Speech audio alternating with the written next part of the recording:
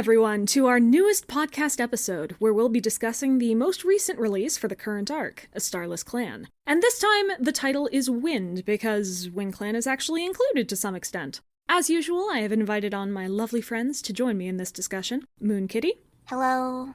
And BrightGuardianAkira. Hi. Whose channels are linked in the description. Hawkkz was not able to join us this time around, but we wish him well. As we have done for the last few videos, I will begin by letting each of us do a quick summary of our thoughts on the book before we get into some more specific topics. And for today, Moon, would you like to begin? Sure. I don't know what I'm going to do here if I can't fist fight with Hawkkz, but let's go. I didn't actually write anything down, so I'm just going to go. I think that this was substantially weaker than the last book. I think the last book had a lot of not exactly narrative strength so much as character strength that I didn't really see in this one. I think that in Cherith fashion, the book picked up whenever something was actually happening. But if nothing was happening, it wasn't just that nothing was happening. It was that nothing was happening and the characters had almost nothing to say about it or nothing to think about it. So I think that this was probably the weakest book in the whole set so far. But I did like some elements of it. It really, to be vague here, there are bits that I appreciated that are very pocketed within this book, and the rest of it is just lots and lots of nothing happening. Fair. Easy way to pivot off of that then, because my summary is I feel like I'm transported back to Omen of the Stars in both its strengths and its weaknesses. I feel that there's a lot of nothing happening in this book, and also there's a lot of things that inspire me with the things that could be happening based on the little pockets of stuff that is happening. I have significant disappointment specifically around Sunbeam, but Frostpaw and Nighthart are delightful characters, and I am actually liking them, which is shocking. This book managed to avoid a lot of pitfalls that I thought it was going to fall into, and I'm overall actually still pleased. I still think Sky is the weakest in the arc, but we'll see. I was not a fan of this book. I kind of just felt like not enough happened that like made me like excited to keep reading, and what did happen felt like it just happens without reason. There wasn't enough like explanation for some of the things that happen. A lot of things are very plot convenient, and a lot of it like doesn't make sense. The characters acting, a lot of the character like actions are a little like confusing at times, and overall I just think it's a little messy of a book. Well, that's great, actually. We now have a more rounded discussion base than I thought we might. Well, this is delightful. In that case, let's get into the more specific thoughts. Starting off with what is probably the book's main driving plot element, which is Frostpaw's various spying missions and her quest to get people to please believe her about the things that she knows to be wrong with RiverClan. I think that the status quo on this barely changed throughout the book. It did not. I think that's probably like why it feels even weaker than some of the other entries to me, is because we start with a Frostpaw essentially about to reveal truth to a gathering at the end of the last book, and the gathering, obviously, at the beginning of this book, doesn't believe her. So the entirety of this book feels like something that very much could have taken place in the last chapter of the previous book. So having Frostpaw do things like spy on RiverClan and things like that could have happened in the exact same capacity that they do in this book, but my issue here is that she's going into RiverClan and she's listening in on them and she's finding out all the evil things Splashtail is doing, but none of this is dependent on if or not the other leaders believe Frostpaw. None of this is dependent on if or not Frostpaw is being outcast for a political reason or not. So the entire thing could have played out very similarly in a much less frustrating way. Like, I think all of these spying scenes could have stayed in, really, with a little bit more substance around them. But my real thing with this is that these things did not have to be dependent on people not believing Frostpaw. The only person who doesn't need to accept Frostpaw is Splashtail, and the rest of this was just fluff. I think that's definitely what makes it feel like a filler book, that it was injected into book 5 in a space where we could have easily just skipped over all of this if the leaders didn't arbitrarily decide to trust Splashtail on a whim. And the other big thing is that, I mean, really, if you look across the book, the only leader's mind who was actually changed in any way was Hairstar. Squirrelstar and Tigerstar believed believed Frostpaw immediately, but just had reservations about including themselves in the conflict. And Leafstar arbitrarily, without any depth or without exploring why, decided that she likes Splashtail and she totally trusts him and wants him to be leader. Hairstar is the only one who changed in any regard, and I think that was probably the strongest part of this narrative. That said, as much filler as it definitely is, I actually enjoyed a lot of it. Like, just the process of reading through it, even though it was very much not moving anywhere. I liked being able to have Frostpaw and her growing collection of buds get increasingly frustrated about trying to find the perfect proof to prove it as if in a court of law or something. It was fun. I enjoyed it. So one of my issues with like Frostpaw going and spying on everyone is that logically it doesn't, like, it's not really a good idea for her to do it considering how dangerous it is, but the danger never really presents itself. She just gets away with it the whole time. So they keep hyping up the danger of like, oh, if Splashtail catches me, he's gonna like murder me. But then Splashtail or no Riverclan cat like ever really catches Frostpaw, except for Mothwing, who's like conveniently like the only cat who's like is on her side. And I feel like the book would have been a lot more exciting if they like made it more dangerous or like explored that, or even like had like a plot thread where maybe Frostpaw shouldn't have been the one to do it. Maybe it should be someone who's less likely to be killed by Splashtail. I think that the spying scenes on some level reminded me a bit of the spying scenes that happen in the first arc, which are incredibly numerous, especially during the Tiger Clan thing. So I didn't really think anything, like I didn't ever really even consider that Frostpaw was in actual danger. But I suppose that was partially because I kind of went into the book not feeling like they were going to do anything. So maybe this is just a circumstances situation. It never really occurred to me that Frostpaw would actually become in danger. Like, I didn't think she would be captured. I didn't think she would be killed. Because with the way they've set this up, either of those options would mean Splashtail wins. Because she's the only one who concretely knows anything, who can concretely prove anything. No one really trusted or looked to Nighthart in the first place, and he also doesn't have any first-hand accounts. And he was really the only other person who even knew what was happening with Riverstar. Basically, Frostpaw in my head had a cannot kill sticker emblazoned on her from the moment that she found out Curlfeather and Splashtail were evil. Well, I don't think that they're gonna, short of a final book, kill off a main character at this point, especially not when they did it last time. But even like getting her captured would be a little too much, because at this juncture, what it seems like would happen is that Tigerstar and Squirrelstar would say, okay, RiverClan has taken her back. We're not allowed to interfere until we see some proof that she's being hurt. Leafstar would say, isn't it great that Frostpaw has returned to her own clan? And Hairstar would say, I don't have any paw in this. I'm not going to interfere.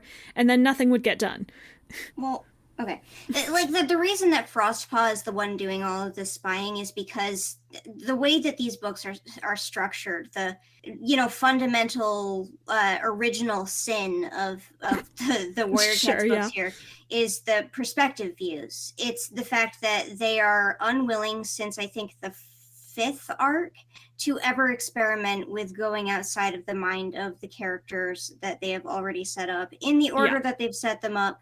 And it just wouldn't have made sense for Sunbeam or Nighthart to do it. And that's a disappointing reason as to why Frostpaw is the one who has to be, in like 3 separate spying situations. But it's very much the fact. the only reason that they made this decision is because they are adhering to a very silly structure arbitrarily. Much as I love Sunbeam and am growing to appreciate Nighthart, the very fact that neither of them are directly involved in this conflict at all is the main reason why they've been falling more flat. And I feel like their chapters are starting to like blend together a little bit, aside from like Sunbeam worrying about Berryheart. Like they kind of just feel like Sunbeam worries about Berryheart is just replaced with Nighthart worrying about Frostpaw now. Yeah. And I think like in one of the points, like they forgot whose character. I think I need to like pull up if I see if I remember. I think at one point in the book, like I know what you're during one of Nighthart's chapters, it was like one of Sunbeam's chapters, it shows Nighthart's thoughts. Yep.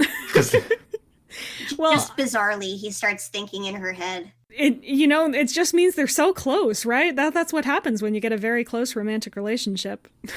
Oh boy, we're just going on Steven Universe rules now. That's it. Well, Nighthart and Sunbeam, they fused. That's the only way that Nighthart got any ginger on him. Their chapters were slow, okay? Yeah. Nighthart and Sunbeam didn't do sure there's like Frostpaw not getting caught, but then there's Sunbeam getting caught because she's a silly little girl. There's Sunbeam getting caught because she didn't get caught the first time and then said, well, then I clearly must be immune, and then just decided to traipse right through WindClan territory. I was suddenly reminded of good old Fireheart in the first arc, deciding that it was a grand old idea if they would just walk through RiverClan on their shortcut back home. Just don't do that, and nothing will happen. I needed a way to pull WindClan into it a little more. Yeah, I mean, I don't mind that she got caught, obviously, but I don't mind that she got caught. I just kind of wish they didn't make such a point of her choosing to get caught. I wish she had gotten caught the first time. Yeah. I don't know, just giving her a little bit of a panic, like a panicking reason to do it. Yeah, that would have been good. Not just, well, this will be quicker. It's not a good reason. She didn't want to get caught by Squirrel Star. Didn't want Squirrel Star to know, even though she told Squirrel Star. You know what Squirrel Star really didn't want? You getting caught on WindClan territory. Maybe you should avoid that. Squirrel Star knew full well where this kid was. Well, of course she did. Anyway, sorry, we're getting wildly off topic. I have Sunbeam down as one of our last points. So speaking of WindClan, one of the big events that did happen in Frostpaw's storyline is that she got a super real, actually true dream from StarClan about how a tree was going to fall into WindClan camp and endanger a bunch of cats. And then she told WindClan about it, and they said, no, that's ridiculous. And then a tree fell into the WindClan camp and endangered several cats. Yeah, I like that. Was delightful. Sorry to both of you. That's the part of the book that I specifically liked. Oh no, I totally agree. Just kind of power fantasy, winning the day over there. Like, I mean, like Warrior Cats does this thing so often where they have a character say something and then nobody believes them, and then it doesn't matter that nobody believed them in the first place. I really, kind of appreciated that Frostpaw's vision was real, just because we have had so much Frostpaw BS that I really anticipated the entire time that she was full of something. I definitely agree. I really, really like that section. I will say a not tiny part of it, of why I like it so much, is because Frostpaw and Whistlepaw getting to discuss their relationship, and Whistlepaw being the one saved by Frostpaw this time so that the relationship becomes more mutual. And some of the words they shared were gay. Okay, we got our shipping goggles on now. Not official. This is one of my only ships in all of canon Warrior Cats. I'm sticking to it. I got stuck on it. Yeah, but we all decided this before the book came out. No, we decided this before the books came out, and then the first book came out, and they spoke, and I was stuck on it forevermore. Even the tiniest bit of, that's some very close language you're sharing between each other is nice. But also the fact that Frostpaw's vision getting confirmed for once. In addition to just stopping the Frostpaw not getting the short end of the stick, as she has often been getting through this arc, is definitely a factor, but also sort of in line with all of the themes of Warriors. Warriors has a very big faith theme going through just about every arc it's ever had. Starting with the first, Firestar got to win because he really believed in StarClan enough and his opponent didn't. Frostpaw finally being acknowledged by those ancestors and them saying, you're working really hard for us, we're going to reward you. And the clan seeing, oh wow, she's working really hard to prove herself and StarClan is helping, was in this case using their very strong faith that no one is ever going to question, or no good person is ever going to question in the series, as a way to prop up Frostpaw and show how hard she's been working, and I like that. I do find it weird that, like, in order for Frostpaw to finally be believed, they need to have divine intervention. Yeah. And a lot of this arc, it's a Starless Clan. It's always been a Starless Clan, and our villains are the people who think that StarClan is useless and they don't intervene enough, or their rules are stupid and we don't need them. Their protagonists were going to be the people who think that faith is great and StarClan rewards them by keeping faith on their side. I guess I just don't hold that against this book because that felt inevitable to me since I heard the title of the arc. Yeah. I don't really think of it... No. I just feel bad for, like... Oh. You. Okay, yeah. I feel bad that Frostpaw worked so hard to be believed and then they just kind of, like, handed it to her. It's just, like... So it feels like it wasn't really earned. Oh, I was seeing it from a completely different way. I was thinking she worked so hard to be believed, and therefore StarClan chose to help her because of how hard she was working. That she wasn't able to get a connection before, but seeing how hard she's working to restore RiverClan on her own, they're finally deciding to give her the littlest inkling of help. Which is also... it's weird to think that, like, StarClan is helping Frostpaw, because that means they kind of, like, purposely put WindClan in a little danger just so Frostpaw could, like... They do that all the time, they could... StarClan is a very fickle how would that make, like... How does that make Whistlepaw and Kestrelflight feel? It's like, oh, StarClan didn't tell us. StarClan just felt like sending it to a random apprentice instead of us because they wanted to make a point. Thanks, StarClan. StarClan sent the tree too. Don't doubt that. Oh yeah. A second, okay. The storm was... StarClan is the sour and the reaper. Oh yes. The storm was very reminiscent of the one in the Raging Storm where StarClan created it. I'm pretty sure they created this one too, because it dissipated so quickly. Yeah. It very much feels like one of their weather-based things they can do. The entire thing was definitely manufactured by StarClan because it had to be something that if they sent the whole thing was just StarClan setting Frostpaw up to be believed, and on that level, I like looking at it from that angle is definitely kind of anticlimactic and kind of disappointing. But it's satisfying from a character perspective for me because Frostpaw is the equivalent of somebody who's been yelling about her psychic powers for ages, and no one has ever taken her seriously because obviously she previously mistook some things for psychic powers, but now she has real ones. So because she has real ones now, I liked her just proving it because I didn't want another Shadow Side. Yeah, no, that's fair. What Frostpaw has now is different from what the last couple Medicine Cat apprentices have had, and I appreciate that. Shadowsight and Alderheart, basically their entire way through, nobody took them seriously. I guess, Shadowsight's daddy took him seriously. Yeah, but but otherwise... Shadowsight's daddy taking him seriously was kind of in an, oh, kiddo, you could never be wrong way more than an I actually trust and respect you. So I liked that they actually gave Frostpaw anything in the way of actually proving herself. Even if what she did to prove herself was...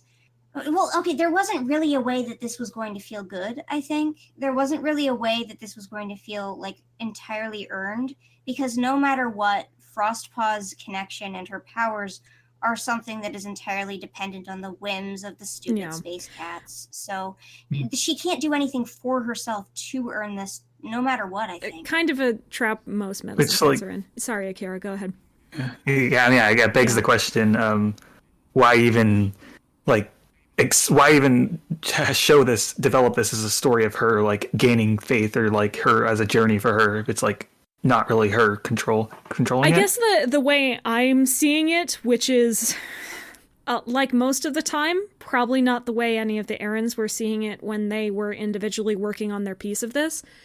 But because StarClan wasn't able to or willing to reach her earlier, I was taking it as she has worked hard enough on her own that StarClan is deciding to grace her with a real connection and get her believed.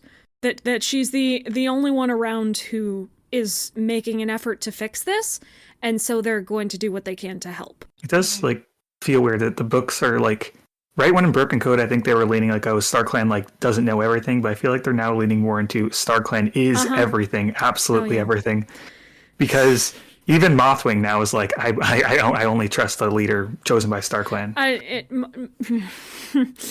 Mothwing has been on a steady stream since the end of Omen of the Stars, because she does know that StarClan exists now, but at first she was on the, well, they exist, but they're not great and they're not always right train. And then specifically for this arc, she's been more into the I might not believe in them personally, but I know RiverClan won't get by without a StarClan approved leader and a StarClan connection and whatever. So basically, we're getting to the point where there are no, like, every cat that's against StarClan is villain, evil. Yeah. On some level, the atheist cats in previous arcs, especially like if you look at Omen of the Stars or the second series. Well, first of all, Cloudtail was never really that explicit about it. He was just kind of here and there about being an honestly, atheist. A lot of his dismissal of StarClan sounded a lot. A lot of his dismissal of StarClan sounded a lot like Jayfeather's dismissal of StarClan, and we know Jayfeather very much, believes in them. But Mothwing, while she was treated vaguely respectfully, there was always kind of this sense of like, well, she's going to die someday and she's going to find out she was wrong regardless. The universe that we're presented with is one where there is this almighty power or whatever, and I don't know if it's silly. Like at this point, Mothwing knows it's real, and so there's definitely, it has to be a factor in her decisions, else she's being kind of in universe not very intelligent. Yeah. Mm-hmm. It's frustrating, but she can't continue to be an atheist after the things that she's seen and the things that she's experienced. And even then she says things like, oh, well, I mean, I believe in them. I just don't think that they're right to be making these decisions. And that's logical, at least. I guess my thing is I'm judging this book and this arc specifically as a Warriors book and arc. And there are a lot of trends, a lot of pitfalls, a lot of expected mistakes at this point that just come with the territory of being a Warriors book. And I don't count them specifically against A Starless Clan. Warriors has always been a series heavily entrenched in its faith and unwilling to question what StarClan is, and how powerful they are, and the fact that we just diverted right back into full worship territory as soon as the Broken Code is over is exactly what I expected to happen. I think that the problem here is that the problem and the solution were the same thing. The problem was StarClan and StarClan's rules, and the solution was, well, okay, StarClan has some new ones for you. And that's not really the fault of this arc so much as the fault of the ending of the last one, I suppose. Yeah, it's gonna be interesting to see where they take next arc, because I think most likely they're gonna go back to a more Broken Code style thing where they go more supernatural, just to like bounce back and forth. Yeah. If the Ivy Pool Super Edition is any implication, I suppose. They seem excited about it, whatever it is. I'm happy about that. They always say that. But they haven't ever like had a book where they're like, we're not excited about this one. That's true, guys. but they haven't usually had books where they said, we've planned multiple super editions ahead to create a multi-super edition arc that will also include the main arc. And that gives me the smallest inklings of hope that they're actually thinking about and have ideas for longer stories all at once, at least the bare bones versions of them, which might mean they're excited about them, and they tend to produce better work when they're actually interested in it. Yeah. I don't know if I agree with you or if I'm worried about, Ivy Pulseheart's like suspiciously low page count. I am willing to give it the benefit of the doubt for now, before we've seen any of it, because it could just be a matter of they've planned for this exact amount of story to happen, and when they finished writing the exact story they wanted to, they happened to have a low page count. I think it could also be that since they're splitting it into the story into two super editions, maybe they just wrote a really long one and just split it in two. So it's like the two halves are smaller, but together they are a longer super edition. Possible, yeah. That's what I'm worried about. But like, I wouldn't even mind that necessarily if both super editions are good in any way. Anyway, getting back to some semblance of task, let's move to Splashtail. He is now RiverClan's leader, sort of, except he refuses to get 9 lives. I don't understand like why it took him so long to say, okay, let's lie about it. Why didn't they just like go lie about it to start with? Fair question. I don't think that he even wanted to do I think it. I think that the book knows think he in his prologue was hinting towards the fact that he would much rather be able to delay it forever and not even pretend to be a leader, like a 9 lives leader, but get by without even needing to do it. I think he was hoping that if he kept at it long enough, RiverClan would accept him as Splashtail, and that would be it. Yeah, I read it as a level of disgust that he was having for even the idea of becoming Splash Star specifically. Yeah. It's like Frostpaw actually takes it a lot more as, well, if he goes to StarClan, then they'll be scared of him, or they'll hate him, and so they won't give him 9 lives, and that'll prove it. I think Splashtail himself, based on what we've seen of his thoughts, was thinking more, I do not want 9 lives. Those guys suck, and I want nothing from them. And was hoping to just not have to deal with it. That's just an interpretation on my part, though. I don't know anything. To imply what I know what these characters are thinking is crazy. One thing I'm noticing about Splashtail is compared to like Darktail and Ashfur, it does feel like there's a lot less support for him, and it almost makes him like seem like, why are we so scared of him in the first place? Yeah, it feels like. So this is one of the points where I actually am outright disappointed. And there are pieces to him that I still like, and I will get to those. But Splashtail, immediately upon getting the clan's relative approval as RiverClan's leader, jumps straight into bloodthirsty dictator territory. And we're told a couple of times by other cats that he's a good orator or that he's charismatic and that because of that he's able to convince cats to follow him. But every time we see him in Frostpaw spying missions, or even at the moon pool with Podlight, he's just blatantly attacking cats or calling them traitors or calling Frostpaw someone who needs to be killed. And I can't look at this guy and also think that he's good at manipulating them without some sort of bridge.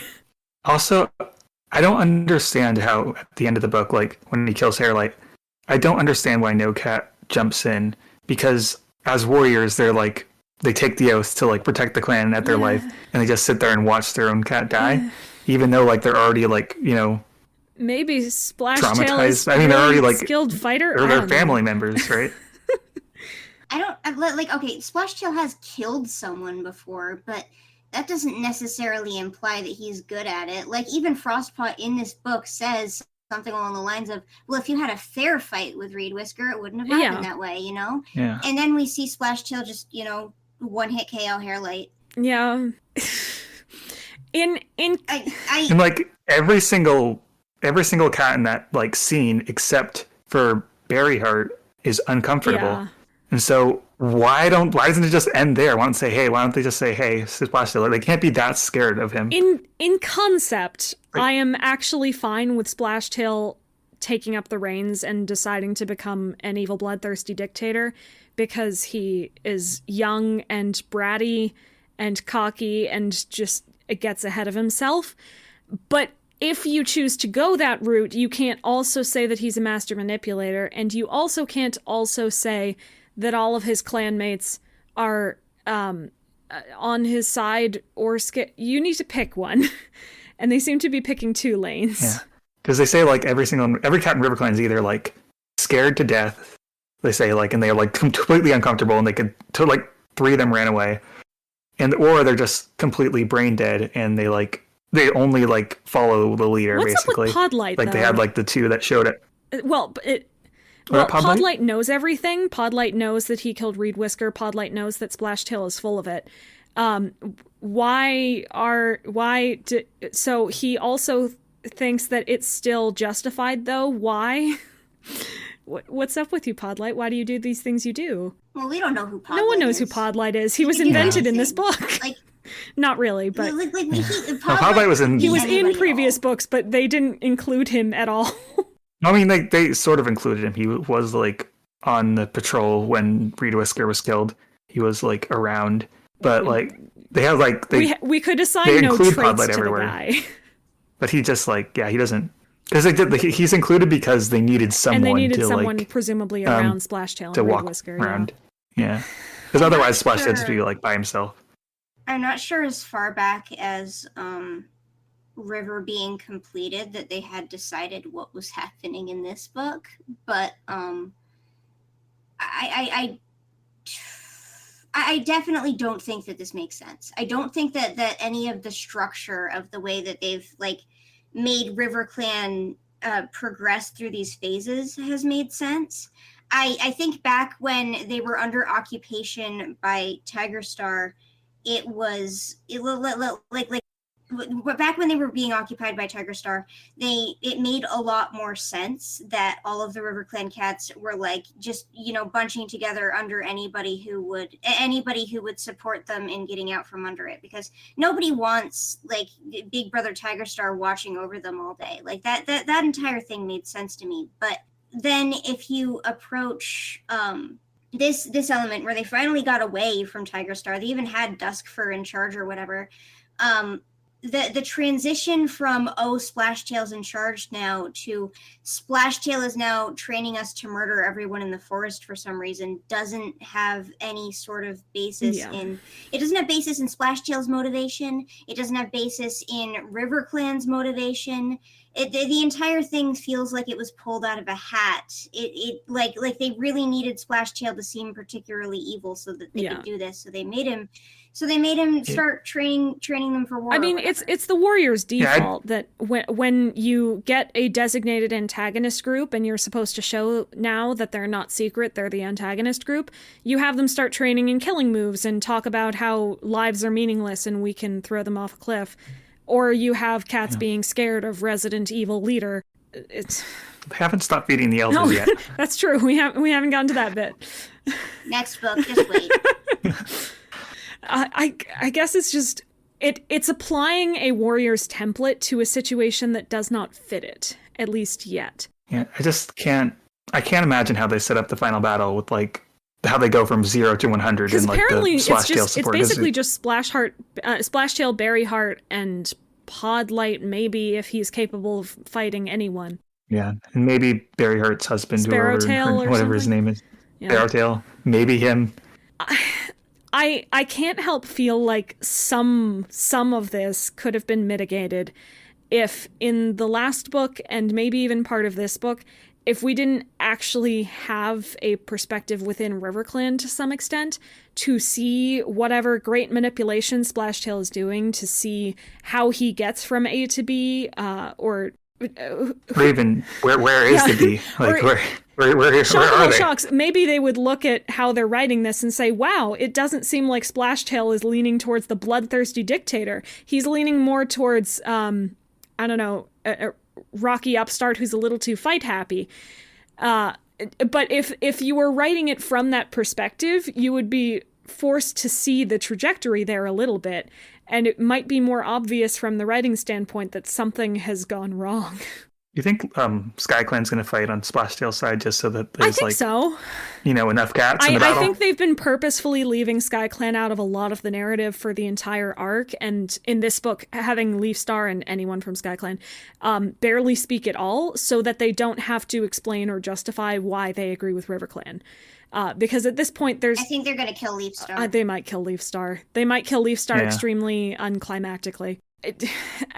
They needed someone to be on RiverClan's side, and they didn't invent any logical or moral reasons for anyone to be on Splashtail's side. So I think they're just going to skip over it by not giving us anyone's motivations. Everything we know about Splashtail as a character basically came from the prologue of this book and flashbacks that Frostpaw had last book. I believe that he's capable of being a manipulator from how he was talking to Frostpaw, but I don't know if that tracks to an entire clan. Well, you heard Curlfeather. Anybody could manipulate Frostpaw. I think Curlfeather thought that. She was right. I think anyone could have told Frostpaw something and she would have wanted to believe it. And she would have. Okay. I could tell her that StarClan is at least half dogs, and she would be like, really? Wow, I guess that makes sense. So that's why I saw a dog in my dream last night. Exactly. She'd be like, that's why Willowfoot was a dog. Willow Shine. Yeah, that's her name. This one is kind of just an indulgent thing for me. I don't even know if anyone else cares about this, but I want to talk about Tigerheartstar and Frostpaw with Tigerheartstar. But Tigerheartstar, he seems like he's always barging into ThunderClan to talk about something. Yeah, I pretty genuinely, unironically just think Tigerheartstar is... God, I don't want to say that. Tigerstar the second, I respect him, unlike some people. I respect him too. I just think it rolls off the tongue better than Tigerstar the second. I think that Tigerstar is one of the best characters that current Warrior Cats has, because he's not a villain, but he is, to the characters in the books, very often an antagonist. And I feel like that's something that Warrior Cats hasn't had a good grasp on since Hawkkz. He is very forward, very decisive, extremely stubborn. He decides what he thinks is right, and he will pursue it to the ends of the earth, regardless of what anyone else thinks. And this often involves upsetting a lot of cats who are on the opposite end of his stubbornness.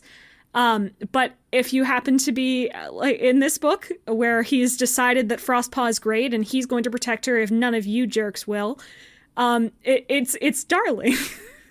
He's a cute little kitty, and I want to pat his head. I really like the almost overtly evil way that they make him do things that aren't evil. I really, really love his sit down with the clan about, hi, everyone. I understand you've had some issues with me lately. This is an open forum for you to discuss your concerns, and I will absolutely take them in.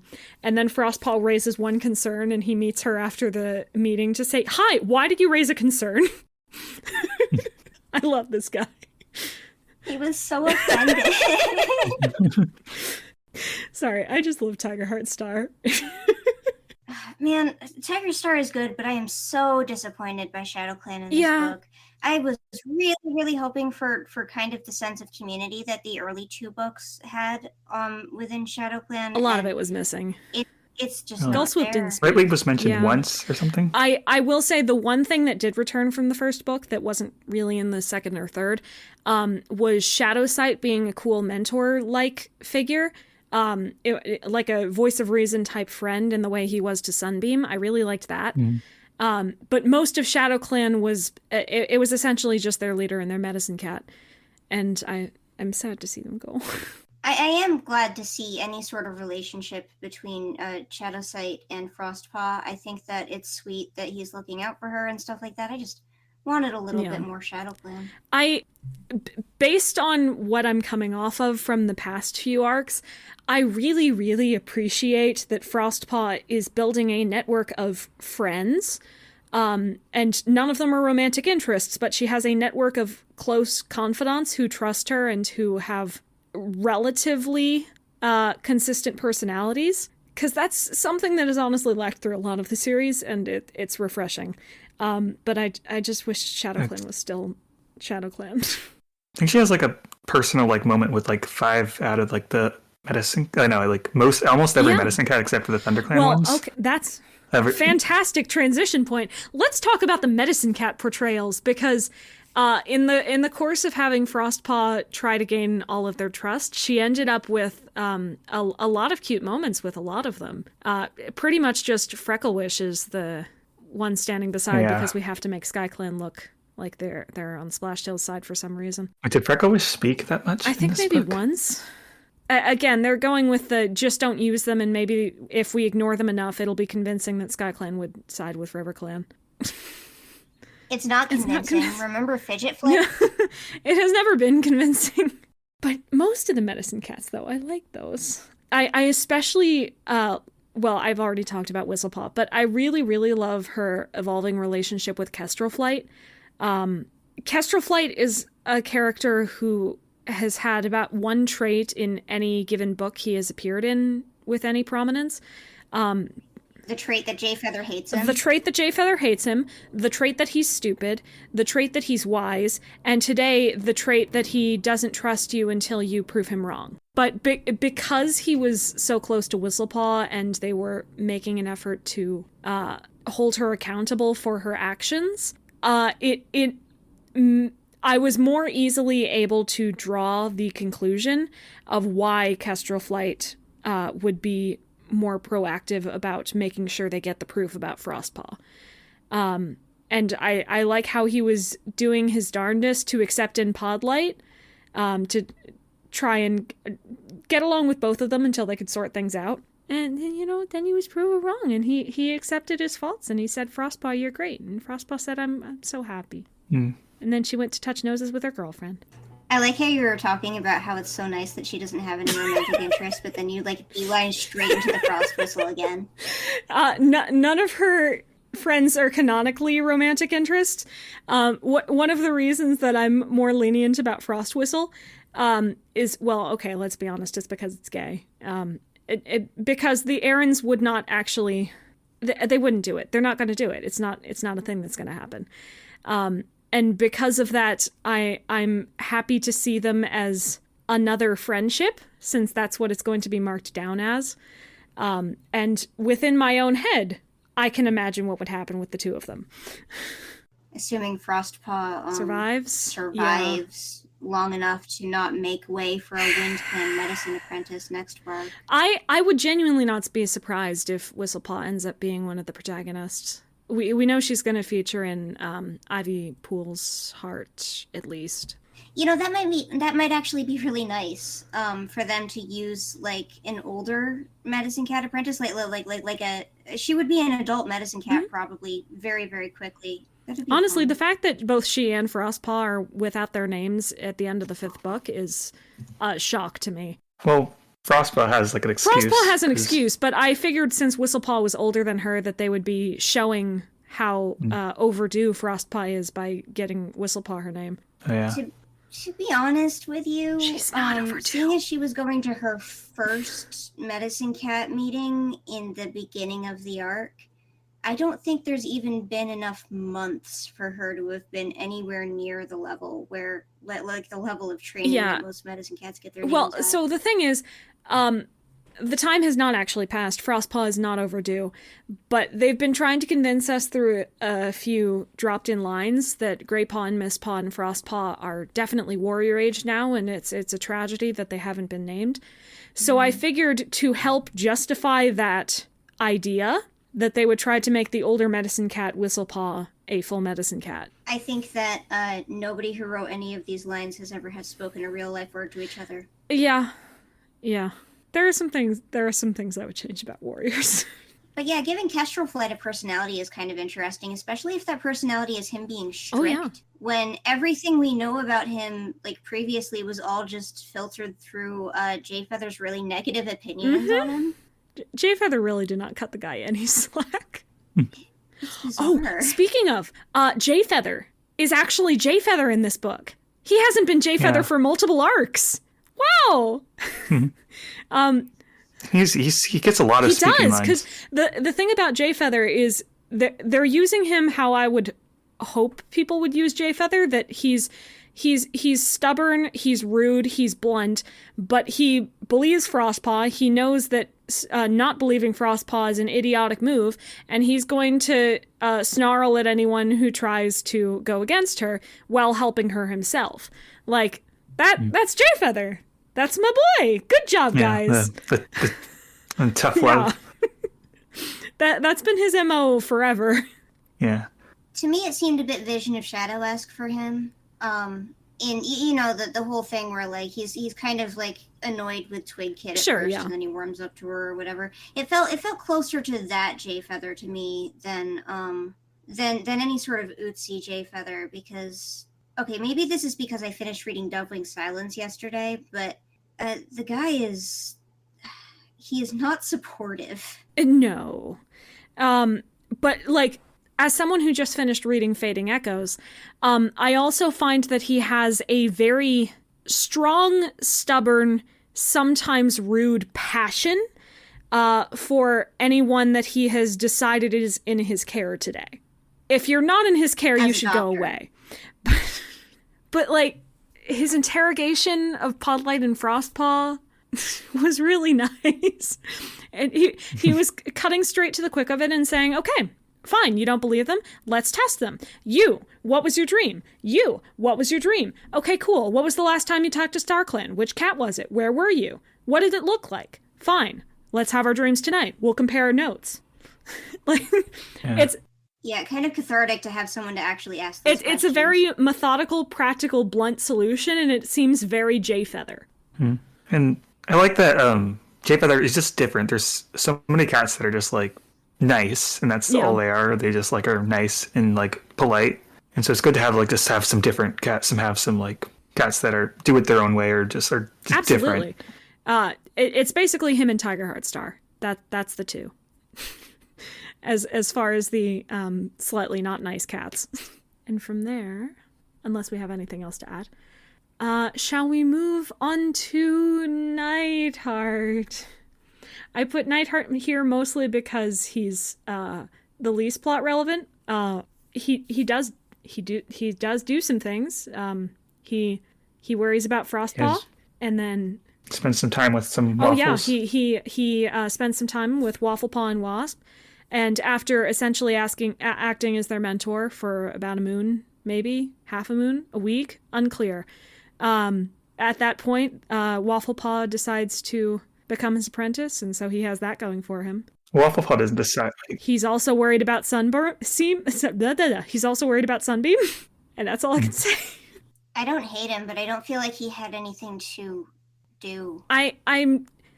I'll repeat it again. I really, really, really do love that he and Frostpaw are actually friends, and this is a consistent presence in each of their lives, and that when things happen, he worries about Frostpaw. I think this is very sweet, but he doesn't have his own role in the plot at all.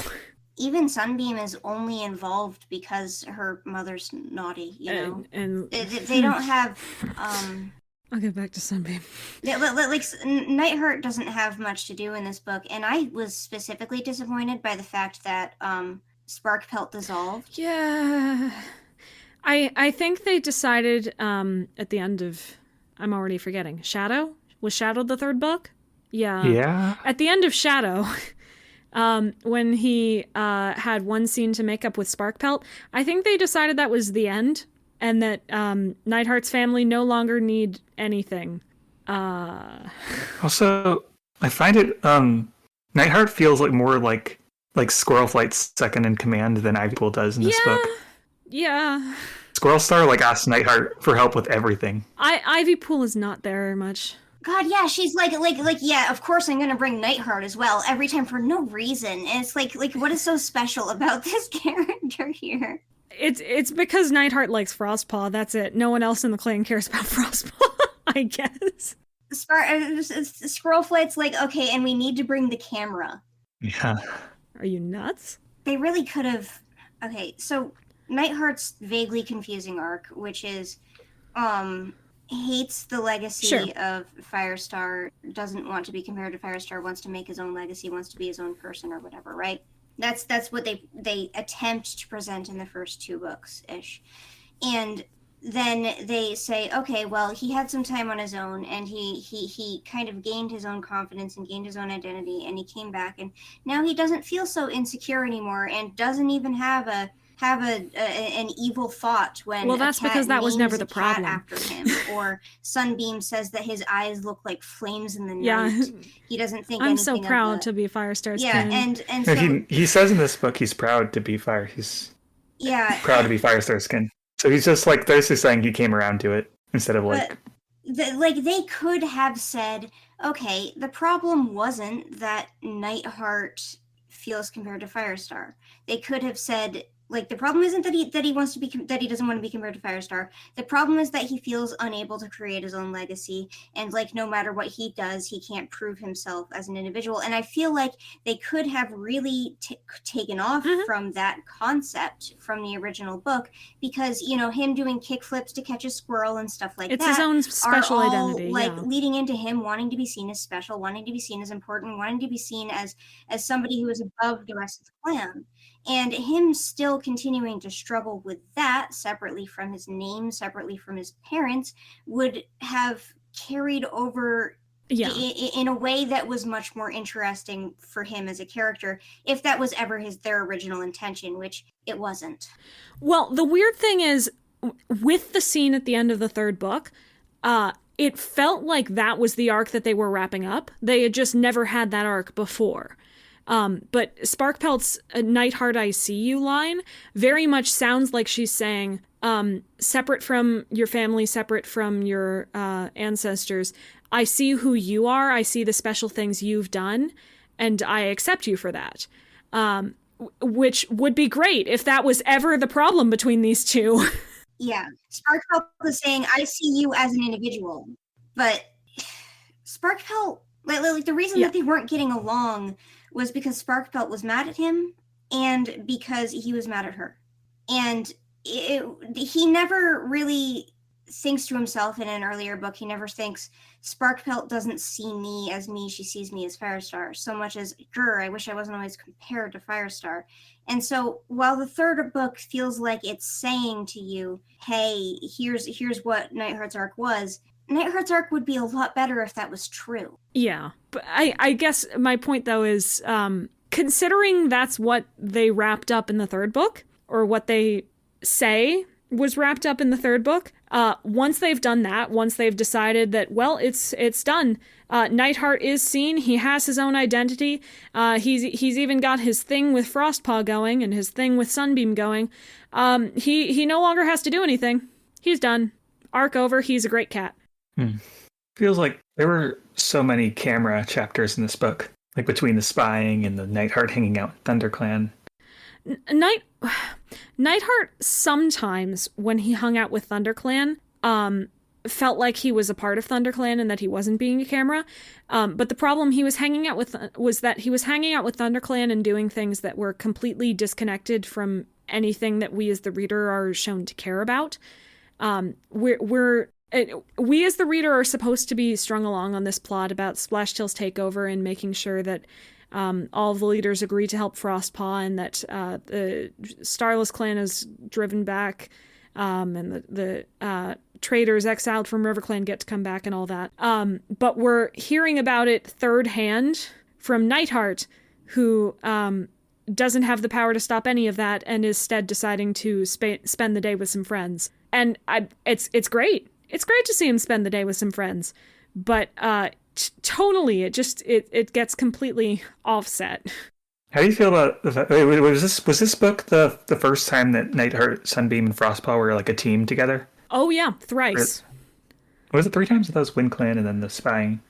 What was the other one? I'd marked it down thrice. Hold on. Oh, sorry. I marked down a Sunbeam plus Frostpaw event, but Nighthart wasn't on that one. Twice. It's weird. And it feels like they don't have like that much of a dynamic. It feels like it's Frostpaw and the Nightbeam Sunheart. Frostpaw, yeah, and then the Sunbeam Nighthart combo. Most of the time when they're together, their goals don't align. What they are looking to do don't align. They don't know a whole lot about each other across the trio. They're there together, but they don't have time to develop a dynamic. I mean, what bothers me is when Berryheart, when at the end when they find out Berryheart's evil, is like Frostpaw like notes how she relates to Sunbeam, but then like they just say like, oh, I wish we don't really have time to talk about that. It's like, oh yeah, wait, you guys should talk about it. Please talk about that. We'd like to see you talk about that. Especially when we have absolutely no idea what the authors are even trying to say with all these evil moms in the first place. Yeah. We have if they would actually explain the mean mom who they redeemed, Berryheart, the mean mom who's getting meaner, doubling down on meanness, and we have Curlfeather, the mean mom who got so mean that she died and went to mean hell. Does this mean anything? Did we do any of this intentionally? I think a conversation like that would definitely clear that up for me. Oh yeah, that'd be great. I'd love for our characters to talk about anything, actually. Yeah, anything like personal or emotional, that would be nice. We're still waiting on like a really good Frostpaw and like Sunbeam like bridge for the characters, and they finally like almost introduced one, and then just like pushed it aside. It's okay, put that back on the shelf. This is only a tangentially related to Nighthart thing, but where the hell is Fernstripe? Yeah. Well, she hasn't been here, and she's still not here. We had Shelfer at the gathering stand up and say, "Hey, by the way, I know you got 3 more of those to assign, but I'm gonna speak up and say I'm really mad that you're giving one to Nighthart, even though you haven't even like shown any inclination as to who you're giving the other ones to yet." And where's Fernstripe? Where is she? He's sitting with Honeyfur. To be clear to anyone who might not be aware, Fernstripe and Shelfer are the second of 2 pairs who took advantage of the code change in the first book of A Starless Clan. The other one might be a little couple you've never heard of, including Spireclaw and Fringe Whisker, who got a whole lot of dedicated plot back in the day. But Fernstripe and Shelfer, who are now both in ThunderClan, and we've had 2 books being in their proximity, have still gotten nothing, and Fernstripe is nowhere to be found at all. And they might have just forgotten she exists. I'm pretty sure all they did was, like, mention Fernstripe. Like, a couple books ago, they said her name. Yeah. But the entire Fernstripe Shelfer thing is completely bizarre, because Shelfer has always been characterized as a bully whenever he has been characterized, including in this most recent book. So it's a bit strange that he's one of the people who took advantage of the code change. Secondarily, the fact that we've just never seen Shelfer in any capacity, especially last book when Sunbeam is trying to come into ThunderClan and stay there and find camaraderie. She never even looks at Fernstripe. Never once, yep. Never thinks about her. So it's the character existing but not being utilized is bizarre to me, and I can't imagine anything but they just forgot she exists. Which, unfortunately, is a big problem in Warriors at large, but especially the last few arcs, because the casts have been massive and they only focus on a handful in any given arc and completely forget that the rest exist. If they made Shelfer move to WindClan instead, this all wouldn't have been a problem. Yep, because he wouldn't be around. We wouldn't know. Okay. In Sky, the second book, they mentioned in Chapter 7 that Fernstripe seems happy to be with Shelfer. I suppose she misses WindClan, but she never mentions it. And ThunderClan doesn't seem to mind having a WindClan cat around. They mentioned 3 chapters later that Fernstripe was settling into ThunderClan. And then Fernstripe and Shelfer are there when duties are being doled out. And then they pad into camp together. And then in the last chapter, they mentioned that Fernstripe moved to ThunderClan to be with Shelfer. And that's as much as we get in Book 2. In Book 3, Fernstripe is in the Allegiances. In Book 4...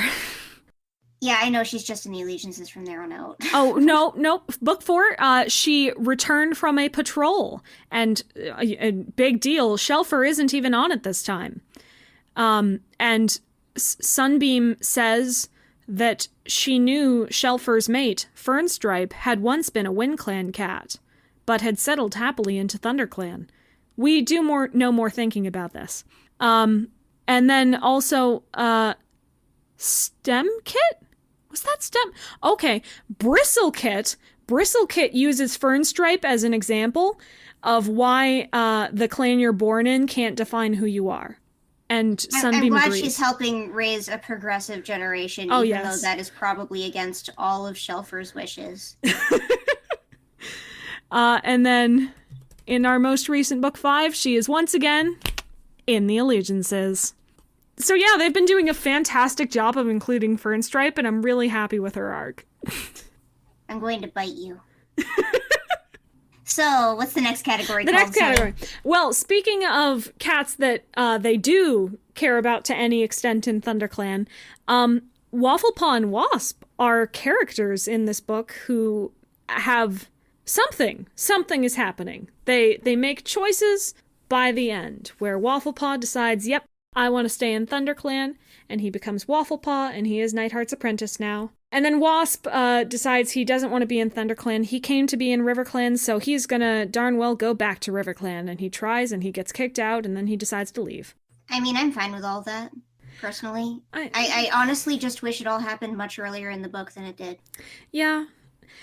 I'm fine with the actual content of it. I have a minor, tiny, itty-bitty little gripe that Wafflepaw plus Bristlepaw, Stempaw, and I'm already forgetting the third name. Greypaw. Greypaw, thank you.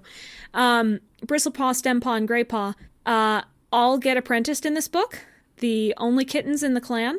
And Sunbeam, who had an entire training thing as one of her trials about learning to teach kittens properly, and who I still remember in her first scene said she wanted to be a mentor, doesn't become a mentor, and she doesn't mention it, and she's totally fine with it. She's very happy for Nighthart. And well, you've definitely got a sore spot about the cats becoming mentors or not. Yeah, I do. This is not actually a Starless Clan or Sunbeam specific problem. I have a growing pain about cats becoming mentors or not for the last, 5 arcs? 6 arcs? 7 arcs? Who knows? I think on some level, I didn't think much of it because obviously she's not even been in ThunderClan that long, and it's obviously Bramblestar set Twigbranch and Finleap up very inappropriately, honestly, as mentors very early on. Mm-hmm. Which seems like it might form a pattern going forward, but like I kind of appreciate that they didn't give Sunbeam an apprentice. I think that it's less that I actually wanted Sunbeam to get one of these specific apprentices, or even that I wanted Nighthart to not do that. He was acting as their mentor anyway. It makes perfect sense. But I want Sunbeam to care. I want this to be a reminder of, oh yeah, I had a fun time training them, or oh yeah, I'd like to be a mentor like that too one day. Watching Nighthart with them is really re-firing that ambition eventually. Mm-hmm. I just want more. Well, I want a few things. I want more protagonist mentors who are actively trying to figure out how to mentor while as a protagonist. And I want more she-cat mentors that get any focus. From the mentor's perspective, please. Just having mean mentors who are she-cats is not as helpful. And I want more cats who say earlier that they'd like to do something to be able to do it later, or to think about how they still want to do it later. That's my 3 grand desires. Sorry, this is supposed to be about Wafflepaw and Wasp. I like them. They're good kitties, and I like their place in the book. I'm glad that Wasp took off to RiverClan. I think that entire thing should have been a lot better, though. I think that Wafflepaw and Wasp are a good idea, but and I really like that Wasp took off to RiverClan because I wasn't even expecting that to happen. I like that Wasp went to RiverClan and got brought back and all that. I just want that whole thing to be more important. I want that whole thing to be a stronger line through the book, and I want it to happen earlier in the book. Would you suggest that Wasp be allowed to stay and later be thrown out? Or would you want him to be thrown out and then they talk about why that is and use it as motivation? Honestly, I think it could have been like made into a good battle scene. Honestly, like they realized like battle that to get Wasp took back? off. Yeah, like they realized that Wasp took off, and that's actually what ends up spurring Squirrelflight to action. Is the fact that they actually need to do something for somebody who's in trouble. You know, Yeah. Especially if they realized that, like they did in the book, while Tigerheart is there, which was very fun scene actually. Tigerstar just coming in and going, Yeah, no, I think that could be definitely very fun.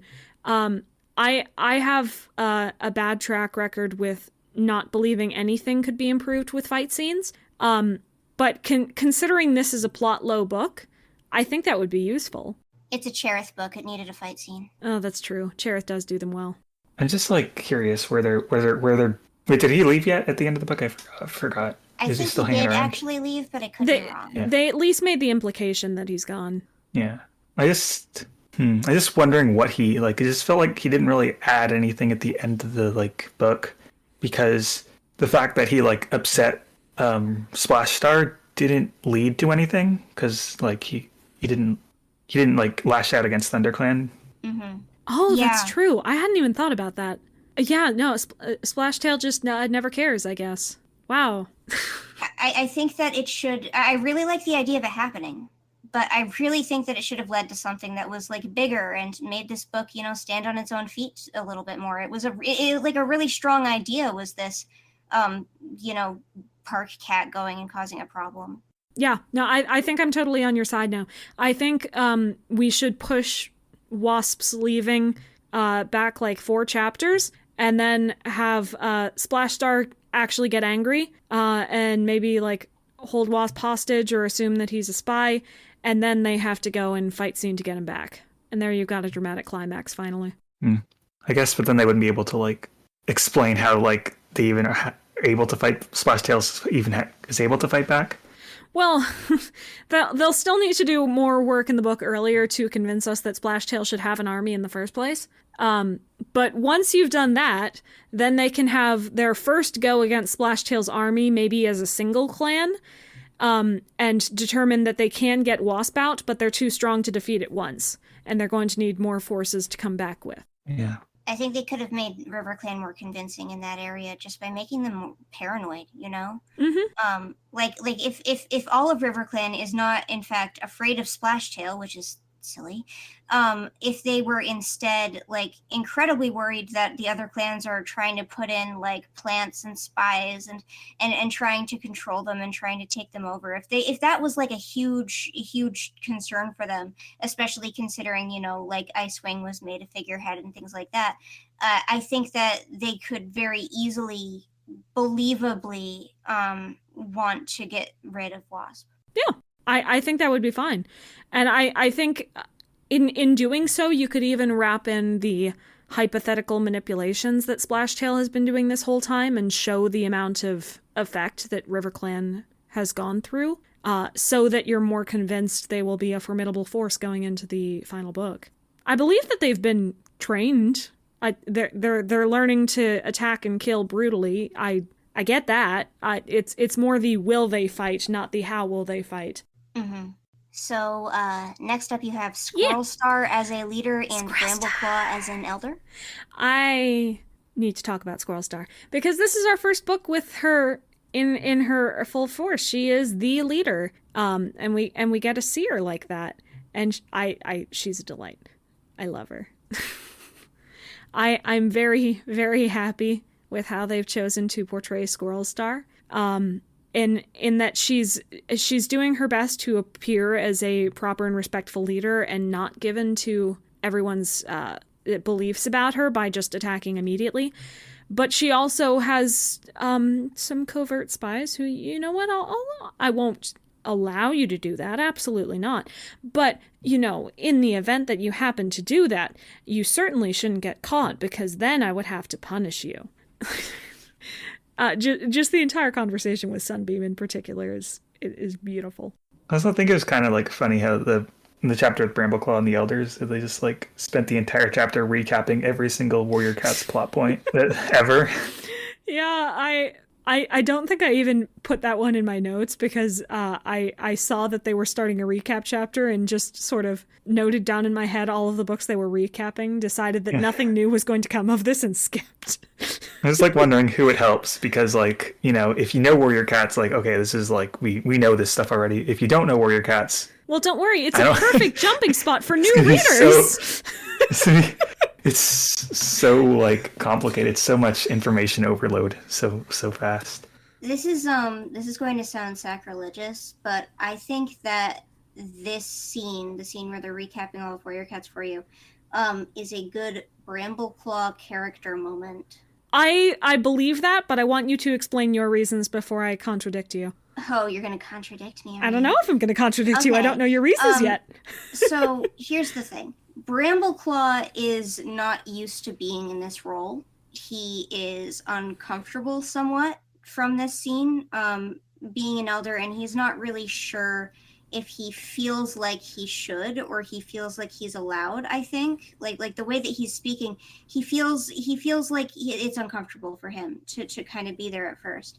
But then after the other elders sit there and they encourage him to go on and tell stories, Brambleclaw like perks up and kind of like his eyes light up, kind of like he becomes a more like a more confident person through the encouragement of the other elders encouraging him to speak as an elder.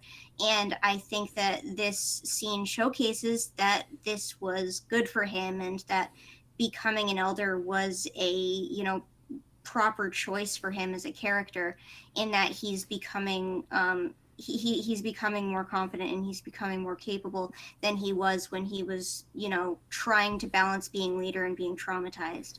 I'm not going to contradict you. I fully agree. There are 3 other things I need to talk about. 3? just 3. They're all small, relatively. So it is a great character building moment for Brambleclaw, old Brambleclaw. However, part of the things that they discuss in their recap is the Dark Forest, the Great Battle, and the stuff that happened in the Broken Code. They turn to Brambleclaw to ask him about being trapped in the Dark Forest because he was trapped by Ashfur, and they've been discussing the Dark Forest in The Last Hope and before that, just as Brightheart and I believe Thornclaw. And Thornclaw even brings up how he was training there. They don't ever bring up that Brambleclaw was training there. When does Brambleclaw do that, though? Like, in general, ever? In the Dark Forest? Oh, when does he bring up training in the Dark Forest? Yeah, like, unironically just training. Literally never. No, again, this is not a slight against Starless Clan or against Wind. It's just looking back on Brambleclaw's sordid past, he has a history of just not ever talking about this ever with anyone. And it's in character.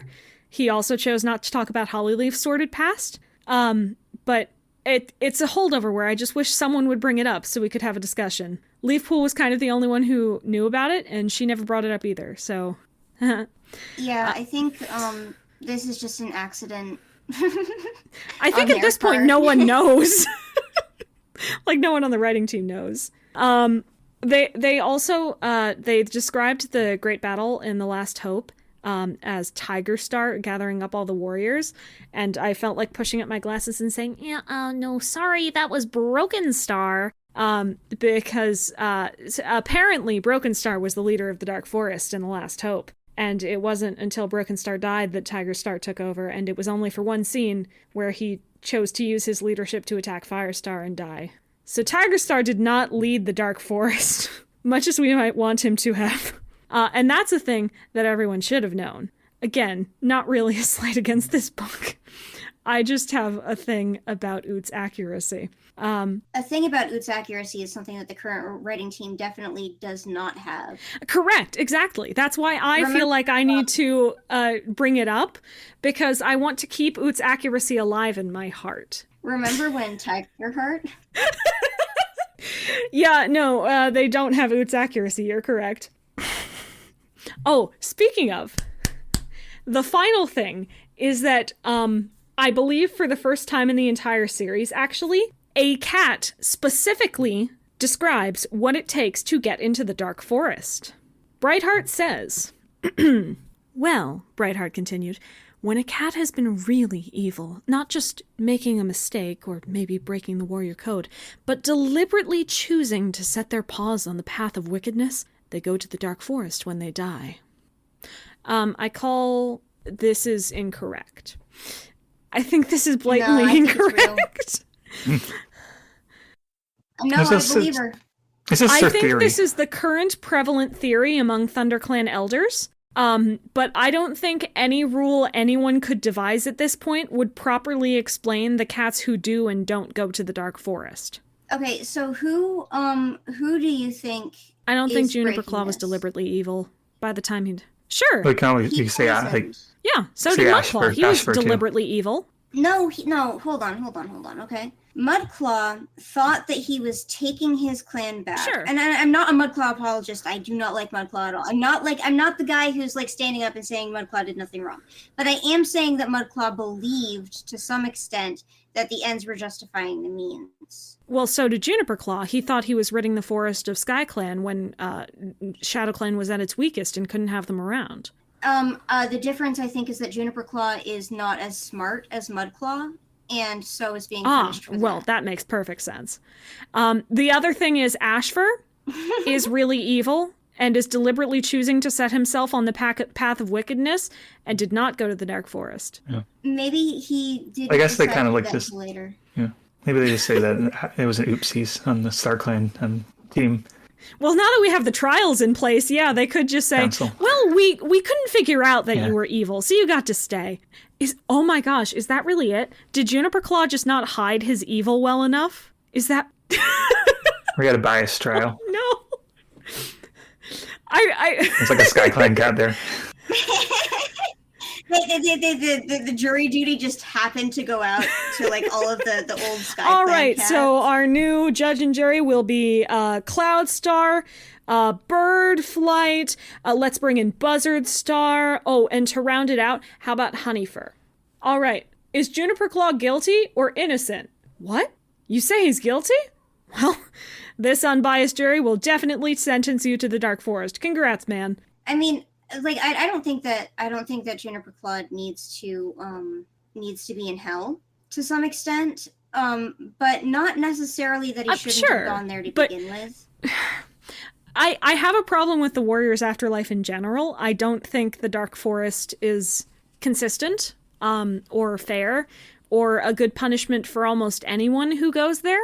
But a certain edge cases become more obvious in that regard. Yeah, I don't feel that way about a certain real religion, but that's kind of what's fueling all of their decisions when writing this. I'm specifically talking about Warrior Cats the Dark Forest and Warrior Cats StarClan. No real-world religions were harmed in the making of this video. Except for by me just now. It's like the disclaimer. It's like any resemblance to real life is purely definitely don't have an coincidental. all-Christian staff here at Aaron Hunter Incorporated. I like this fake company called Aaron Hunter Incorporated. Aaron Hunter Incorporated is the true mind behind Aaron Hunter, of course. So kids, just in case you didn't know, Working Partners is the editorial team behind Warrior Cats. They hire ghostwriters. That's Chait and Kareth, absolutely. Chait and Kareth, yeah, that's their names. They hire ghostwriters for their separate series, including things like the Aaron Hunter series, but also including things like their Did you just call Beast Quest Warriors series. the Aaron Hunter series? People to be. Yes, because Aaron Hunter is the hypothetical author of Warrior Cats, Seekers, Survivors. Series so not plural. Only their Aaron Hunter series, but Sorry, also go things ahead. like Beast Quest. Yes. And they are owned by another company called Coolaby. I really don't know how you're supposed to pronounce it. I think it's Cool Alibi, so I think it's probably Coolaby, but Coolaby is easier to say. One of those.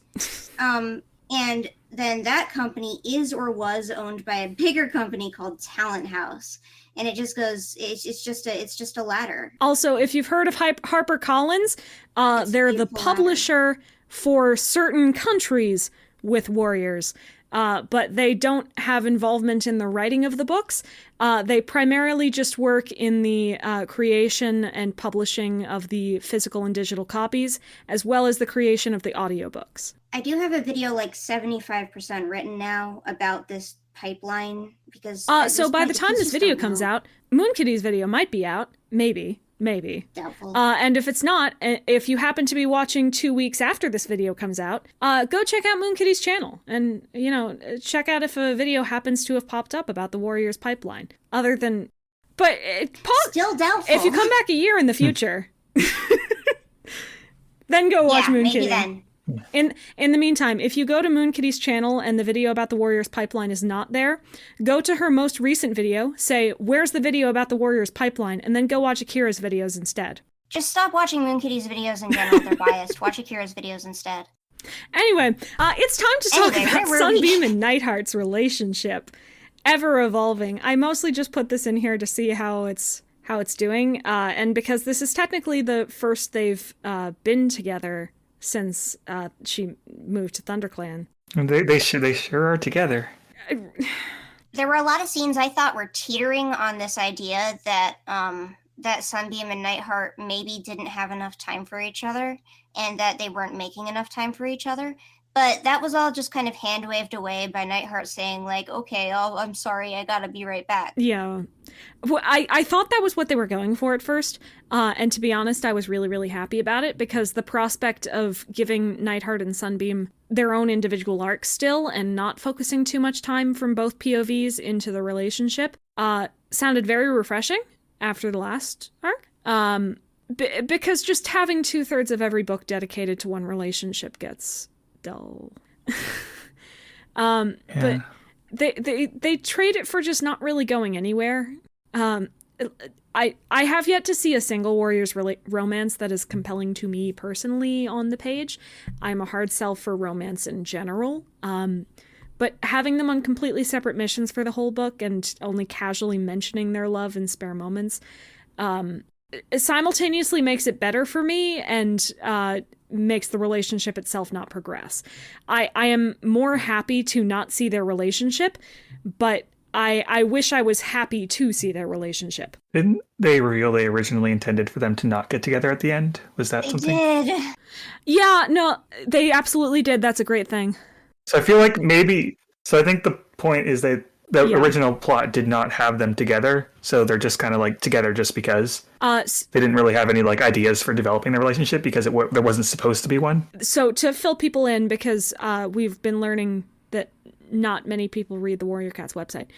On the Warrior Cats website, a couple weeks ago, 1 week ago, I'm losing all track of time. More than a week ago. More than a week.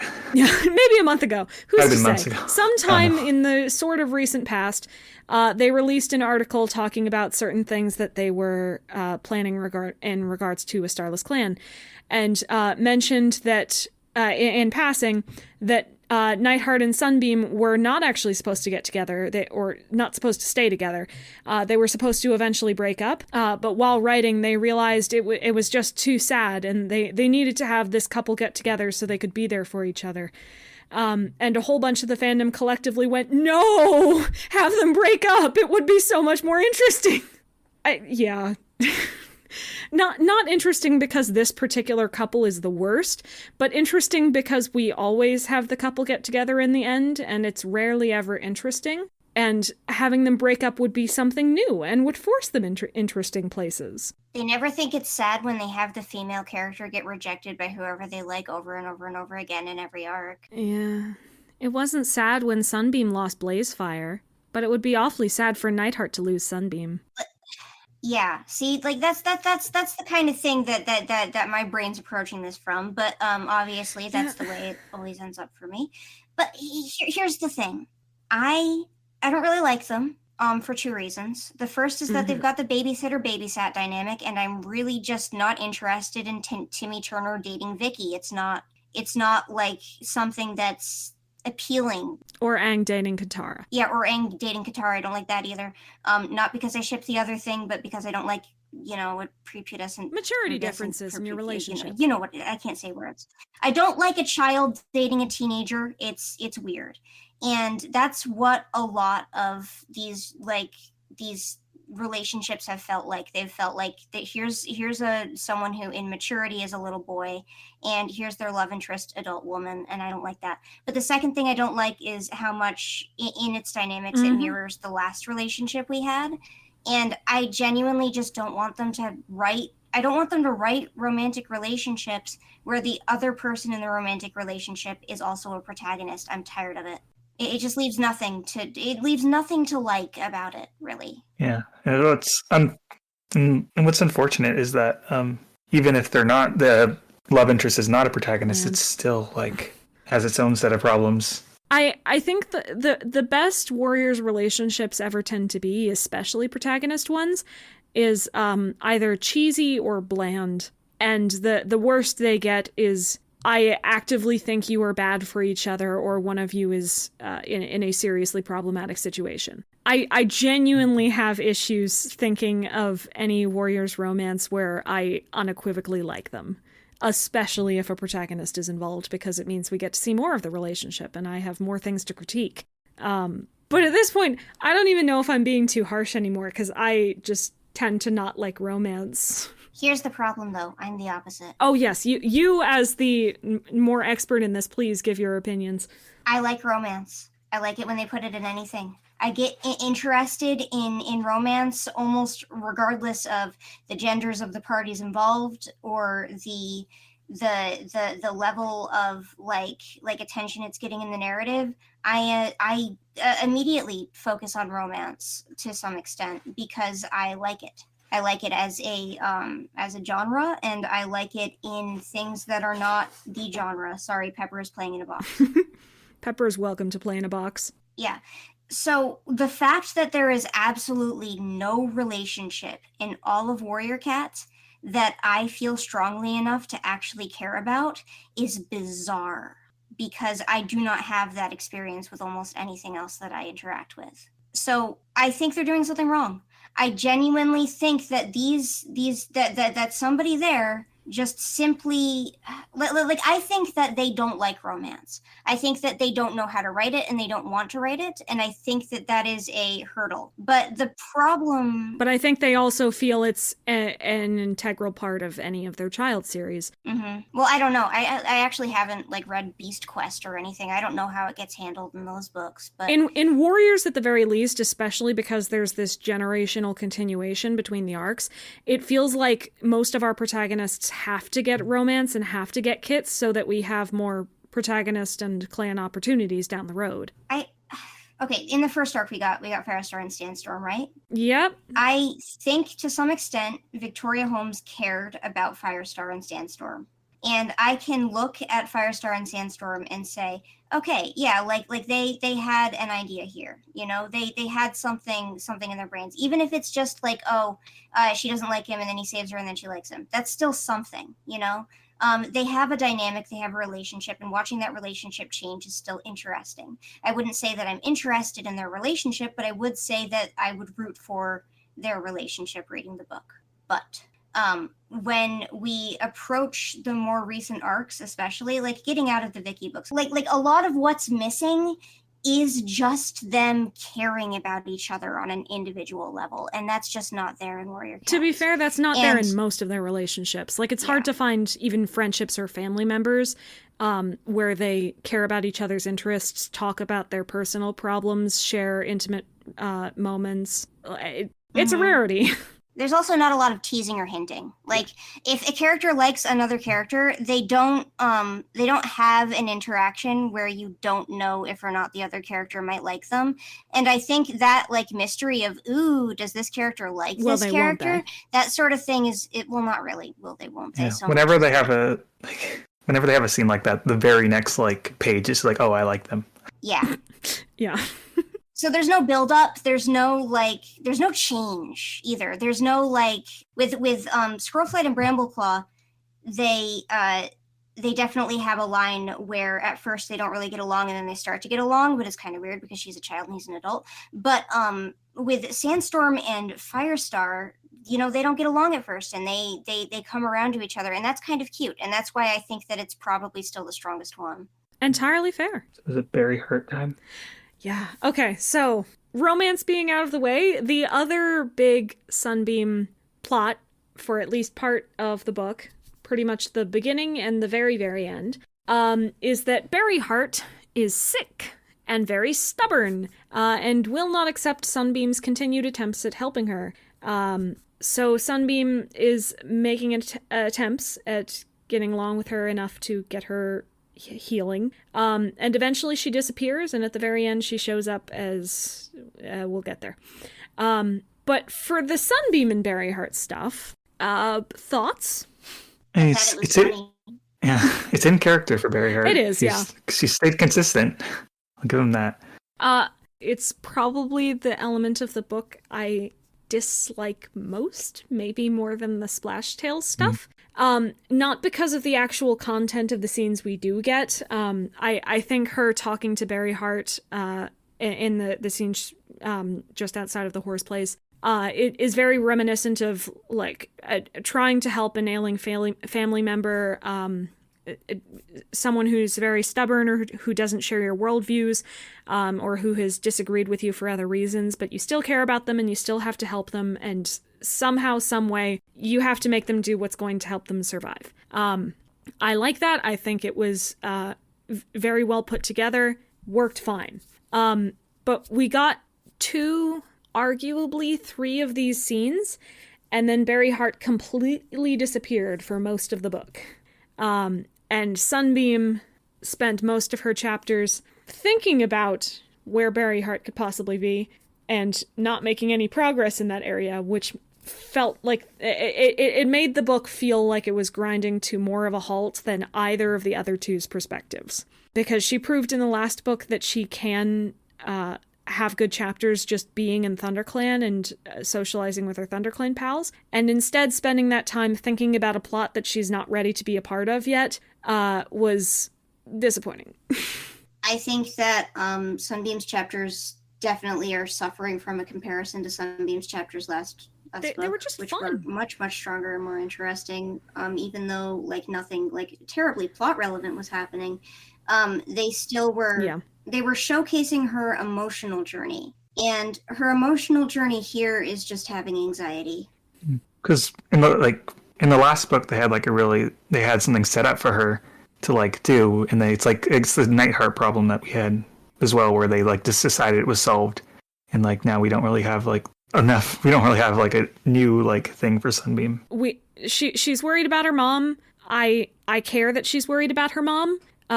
But she doesn't get to do anything about her mom. But after those first two scenes, she doesn't get to act on any of that worry. So she just talks about it with people, and nothing really progresses until the very, very last scene when it's too late to do anything. Yeah. Thinking, would you like it if Berryheart died in this book? And that was or do you think that it was good that she became evil? That is a genuine fair question. I didn't have an expectation going into it either way. With a lot of fiction in general, I think the ideas themselves are rarely bad, but the execution tends to be what trips people up. And there are some ideas that are harder to execute than others. I think I can see a world where Berryheart dies or Berryheart becomes evil, and either of them could be good. She could be evil and die. True. She could be evil and die as a consequence. I think I am more inclined to keep her alive, though, primarily because with Curlfeather also being dead, she is our biggest female villain, and she hasn't had a resolution with Sunbeam. Sunbeam hasn't gotten to stand up to her, and in fact, this was delayed because Berryheart is currently sick, and Sunbeam doesn't feel like she can stand up to her on an ideological level right now. Sunbeam's she's stood up to Berryheart in the past. Yeah, she stood up to Berryheart in an I'm going to join ThunderClan way, and a Nighthart should be allowed to do whatever he wants way. But whatever overall feelings Berryheart has about the code changes, separate from its connection to individuals, is not something that has been broken down publicly. And I think it would be useful if it could be. The problem is we're getting away from code changes at this point. I think she just wants to like murder cats now. Yeah. At this point, she has very much given up. I want her to be a villain in some way. Like, I think at the most she wants right now is to probably just like beat up some ShadowClan cats. She's been driven out. Her attempts at taking advantage of the code didn't work, so now she just feels like getting out her rage today. But I even in this case, I still feel like Sunbeam should be the one to stand up to her. I think she should be able to say, "Mom, you've been stuck in one mindset forever, and when that was disproven to you, you decided to just give up on everything and start hurting everyone. If you had really cared about any of this in the first place, you would have just given up when you were exiled, for instance, or not joined Splashtail." Not those exact words, but I think that's a showdown that could work. Yeah, it depends. I guess it depends on like what like level of villain you want Berryheart to be. Yeah. Because if she dies here and like they could just say without like ever like having like much of a resolution, she could just be like a tragic like character. I to some extent I feel like Curlfeather fills that already. In that she's the ambitious leader to be who doesn't really care what she needs to do to get there, and presumably doesn't like some aspects of RiverClan. But she really loves her daughter, much like Berryheart does for Sunbeam. She puts her in a position of power as a part of her plans. And because she decided to trust certain people, she got herself killed and went off to the Dark Forest without any chance of redemption. And also, I just like the opportunity to have more cats who have reason to be on Splashtail's side. I think it's nonsense across the board. I think that Berryheart cannot be the same character between two scenes, let alone two books.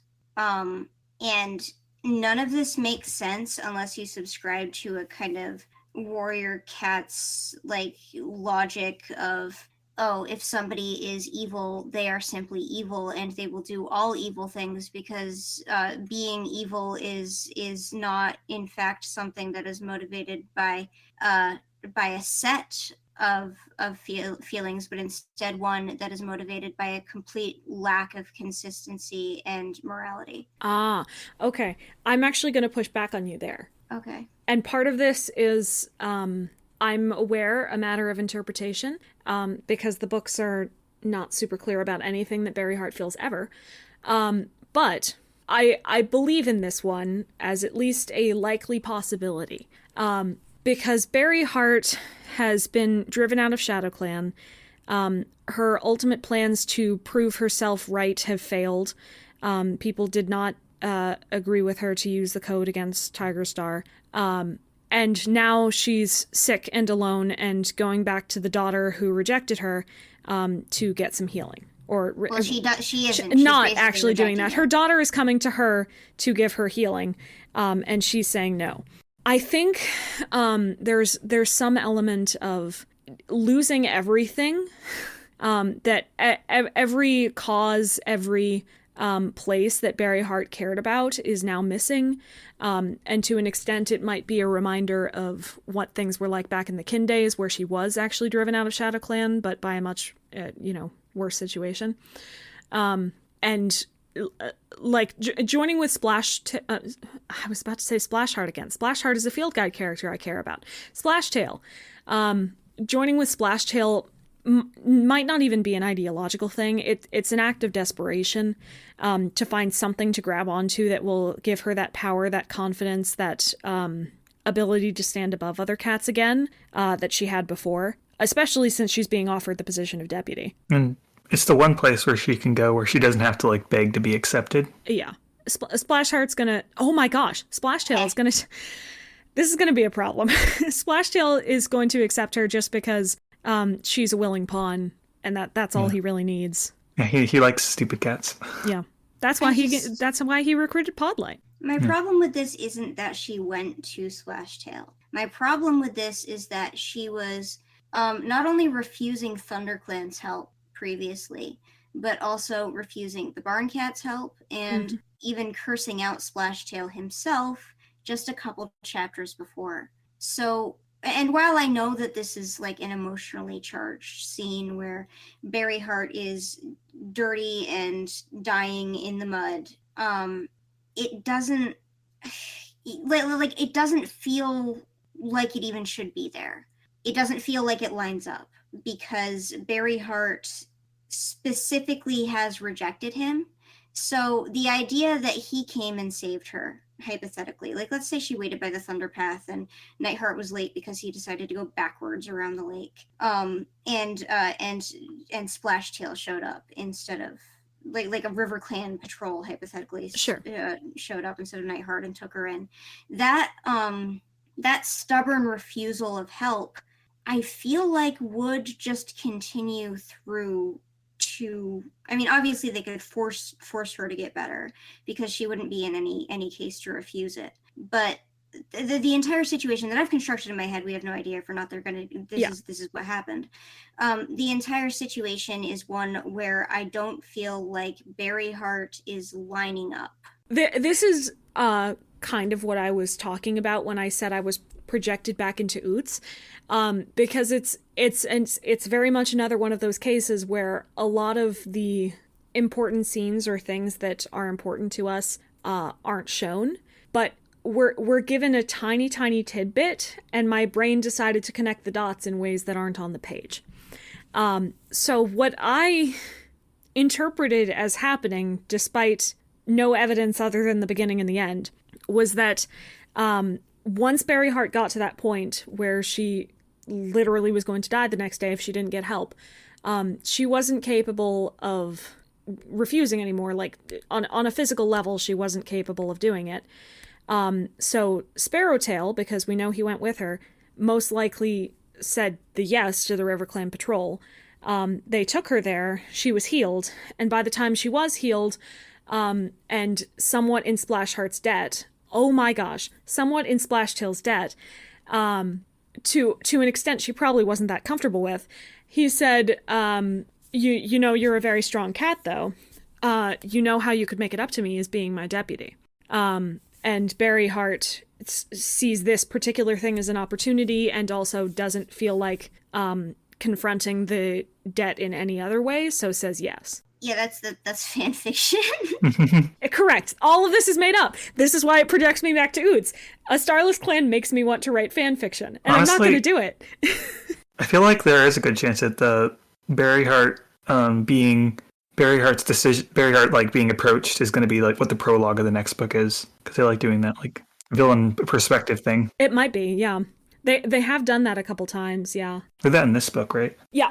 Circling back right now. That was my favorite part of my least favorite book of the last arc. Oh, wait, which one was that? Oh, when we got to see from Ashfur's perspective, I thought that was fun. Oh my gosh, I had forgotten about that. I think we've also already had a Berryheart prologue. Yeah, we did. We had two this arc. Yeah, because she was remembering Darktail and talking about her motivations. That's great. I think the prologue, like, it's always been like this, but like it's always like a way to like force in like a perspective that they can't get out of their POV cats. Exactly, yeah. Well, see, now I'm worried that because it's the one we haven't had, that the last one is going to be a Curl Feather prologue. Unless they counted this one as a Curl Feather prologue. It was not a Curl Feather prologue. Was Curl Feather irrelevant anymore? No, she's just the third of the villains. She can't, like, unless she's not coming, they're not doing any like spirit stuff this arc, so she can't really impact anything. I would be happy if it was a Berryheart. I mean, I felt like they might have been going in that direction last book because she mistakes Whistlepaw for her mother briefly. Mm-hmm. Or smells her mother before she's found by Whistlepaw, more so. But they kind of forgot Curl Feather pretty much entirely this book. But that's nothing new. I mean, they forgot Finleap in the middle of a Vision of Shadows and then brought him back. Yeah, that was impressive. I'll talk about Finleap another day. Well, I'm not asking you to, I'm sorry. But here's a problem with Berryheart specifically. Berryheart was in fact given a motivation, and that motivation was that of being traumatized by her experiences with Darktail. Yes. So she joins a cat who is essentially trying to be a slightly less widespread Darktail. Ignoring the fact that every single Warrior Cats villain on some level is like 1% Darktail or more. This doesn't line up with her morality as a character. It doesn't like joining another clan is exactly what she was fighting against, and I understand that they're trying to showcase that hypocrisy, but I think showcasing that hypocrisy makes her a weaker character. I think I like hypocrisy. I really like hypocrisy in my villains, especially if the hypocrisy only comes when they've been torn down.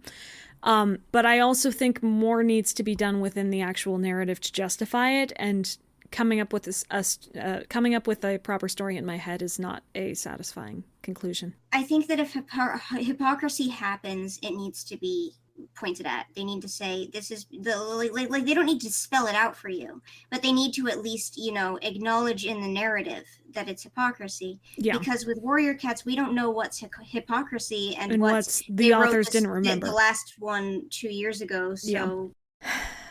I hope Berryheart is good. I hope the last book is good. I hope everything turns out well.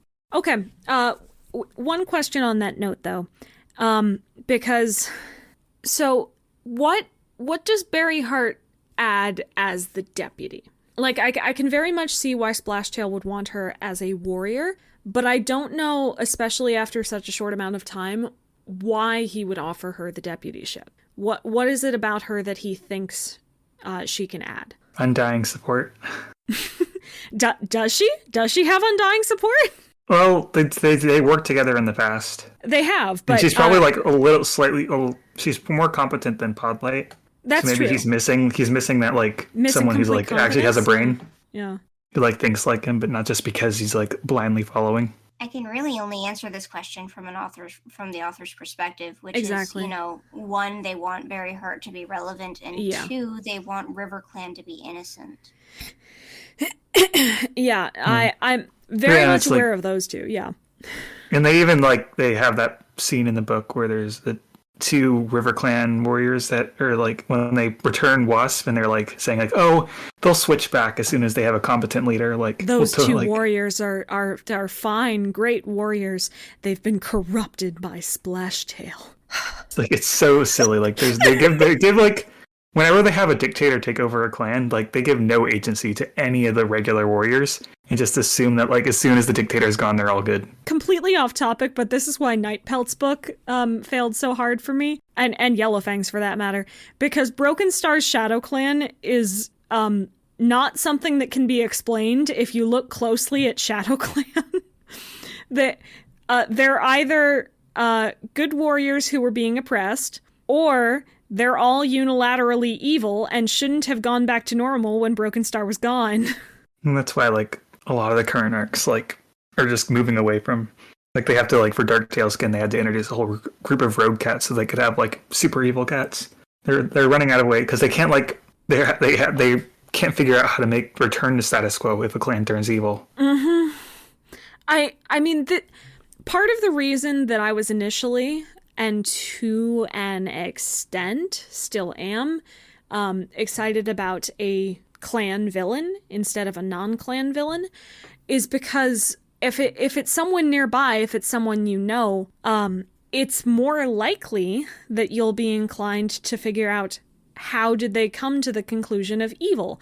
What happens after they're gone when the rest of their evil entourage are still there? How do these cats come back around? What exactly manipulated them in the first place? But if we just don't have a point of view there, skip to the part where they're all evil, and then insist that as soon as the brainwashing man is gone, they'll be back to normal, you lose all those benefits. It's concerning to me just because there are ways that they could handle this. There are ways that they could make these characters forgiven in their actions, or at least to the extent that the characters in the first arc who ordered the death of children were forgiven in their actions. I think that they could have at least given these cats the benefit of the doubt without making them scared and helpless pawns. It's kind of ridiculous. You've got all these clans who are made of different individuals, but whenever you're approached by like, hey, maybe like these characters have different ideologies, maybe these characters are might agree with this person and not this person.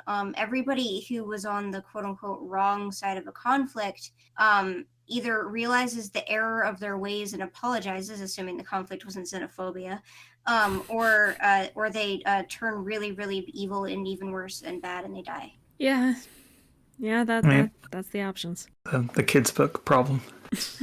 Well, you'd think that, but I don't think that it's a kids' book problem that a lot of kids' books that aren't warrior cats have.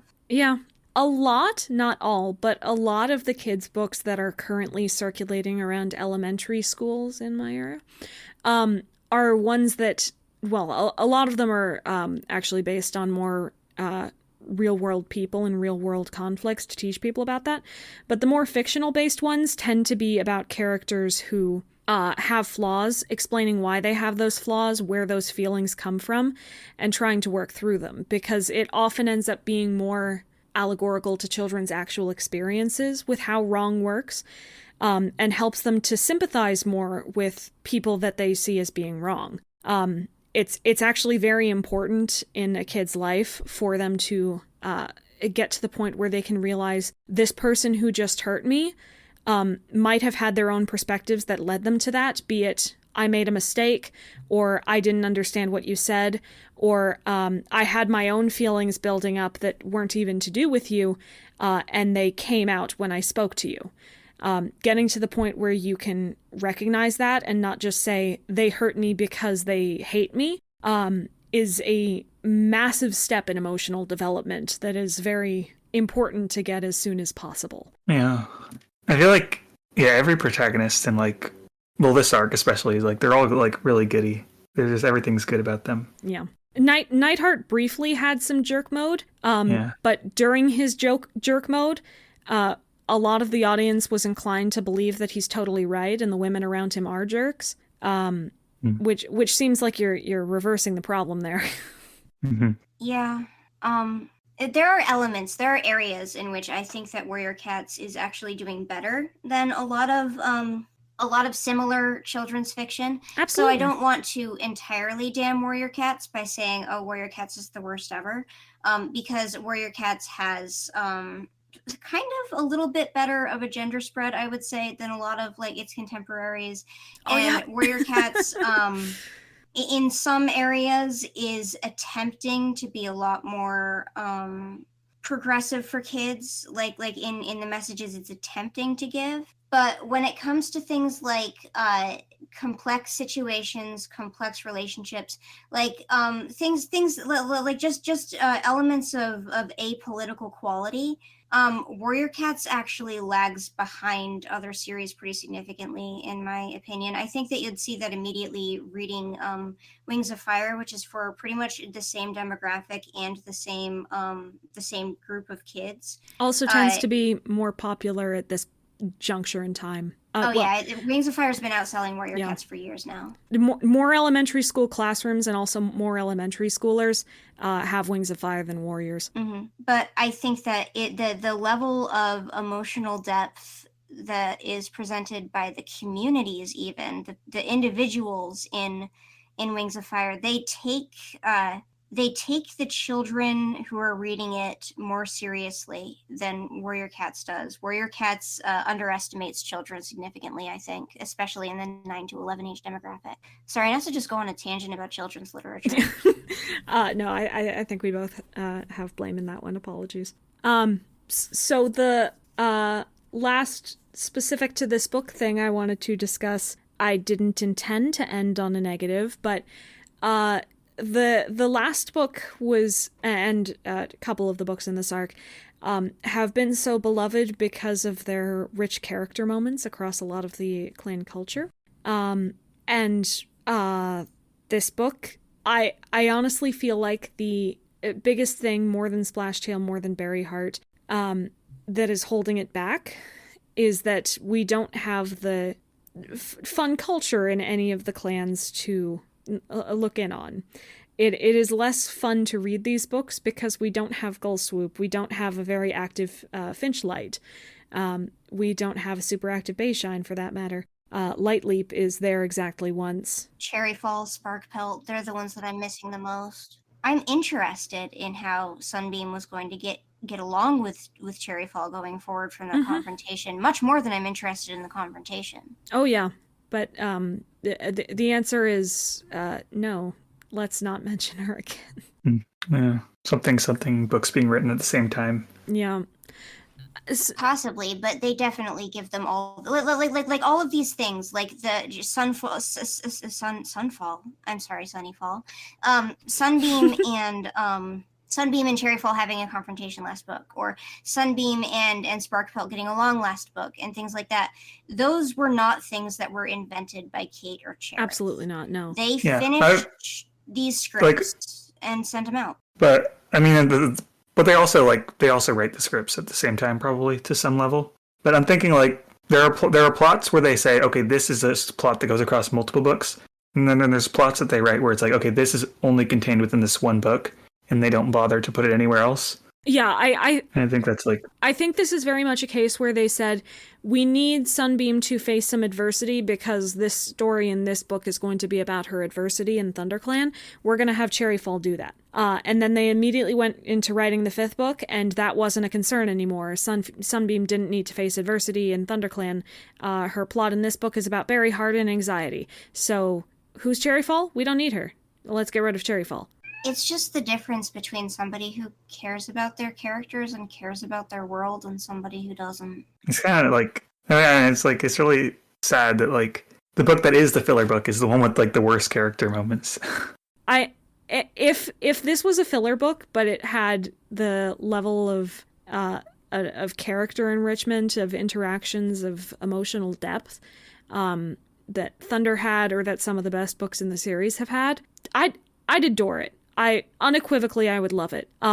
As of right now, I think it's fun. I enjoyed reading it once, but there's a lot of critical errors, and it's harder to look away from them when there aren't as many fun little interactions to distract you. The TV show's going to save Warrior Cats. The one that's coming out in the 2030s. Why, of course. Yeah. I'll be dead by then, but I believe in the next generation. Pick back up in 2031 when the Warriors television show, movie, series of when the Warriors animation comes out. Warriors official animation. Warriors official animation. It's gonna be so good, you guys. I'm telling everybody alive that it's gonna be fantastic because I'm a liar. Anyway, so we do have some future stuff. We do have some upcoming book things. 2 books.